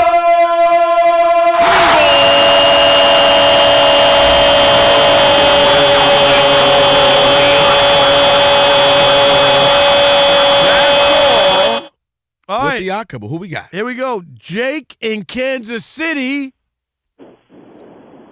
You are the last caller here on the Odd Couple, Fox Sports Radio. What's up, buddy?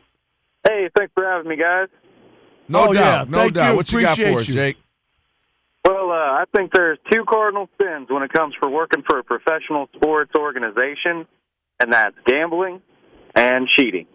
And if Pete Rose can't get into the MLB Hall of Fame, why should we be letting Belichick into the NFL Hall of Fame?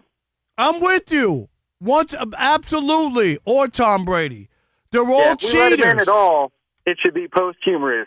If they're going to cheat on their long-time marriage with some side mistress for a year or two, why are we going to celebrate their 50th anniversary? Absolutely. Their celebration of life and everything else that comes with it. It's like, I mean, if you were faithful, we'd be celebrating you. We wouldn't be having this conversation. 100%. There's a man with integrity, Jake from Kansas City. Jake, I appreciate you. And I appreciate the writers who stood up to Bill Belichick, who said, you know what? This ain't good enough. Well, that's the thing, you Rob. Tarnished the game. You got to stand on it because I hear you now. I hope. But are they just trying to make a point to say you're not going in unblemished and we'll vote you in next year? That's going to be the interesting thing. We'll see how that works out. Are they going to say point blank period or, we just want to make sure you got to have a stain on you? I hope it's forever. I know what both. you hope. I think you can't tell the story of football without him. But dude, when you keep saying that, what does that mean? That means for 20-some years, this team. But all of his accolades and everything, they're not striking him or whitewashing him out of the Hall of Fame. Everything that the Patriots did, I'm his talking name, about him. everything. And I just also don't think that you can prove. What does that mean? I also don't think that you can prove that he cheated for the tenure of his career. What'd you say, Roger? I can help you, Kevin, with that. Yeah. Yes, you cannot tell the story of football without Bill Belichick. Problem is, you can't tell the story of Bill Belichick without mentioning the cheating. Thank you. And that's the issue. There's no way that you could tell a story without including that. And that's the bad part. It's the same thing with Pete Rose, the all-time hit leader. He gambled on baseball. Like that is going to be when Bill Belichick, and I hope he lives to be 100 years old, but in his obituary, if you think that he didn't get into the Hall of Fame for his first ballot because he was battling cheating scandals is not in the first or second paragraph of his obit, you're kidding yourself. That's a part of his story. It'll be in there. It won't be in the first or second. Yes, it will. It absolutely will be. Whoa, people who write your obituary are on Team U. No, they ain't writing that. That's going to be the last thing. Oh, by the way, he ain't getting all of that. No. It doesn't matter because that's a part of the story. Yeah, I don't disagree with that. No, it's going to be in the first two paragraphs. Bill Belichick, one of the winningest coaches in NFL history, who didn't make it into the Hall of Fame on his very first ballot. No, you left out a whole bunch that's going to come. That's going to be in there. There's nothing else. Bill Belichick, one of the great coaches, this amount of wins, Super Bowl, this to the that. Was coaching Tom Brady, who was one of the greatest coaches. Tom Brady's not in the lead of his. Many believe his scandals are the reason why he wasn't first ballot. You are not an obituary writer. Go read some obituaries. I'm not an obituary writer. Are you an obituary? Yeah, I've been putting people to death for a long time to death. I'm just saying. Jason Smith Show with Mike Harmon is coming up next. I never miss your radio show. I never hear it, so I never miss it. Did you hear that?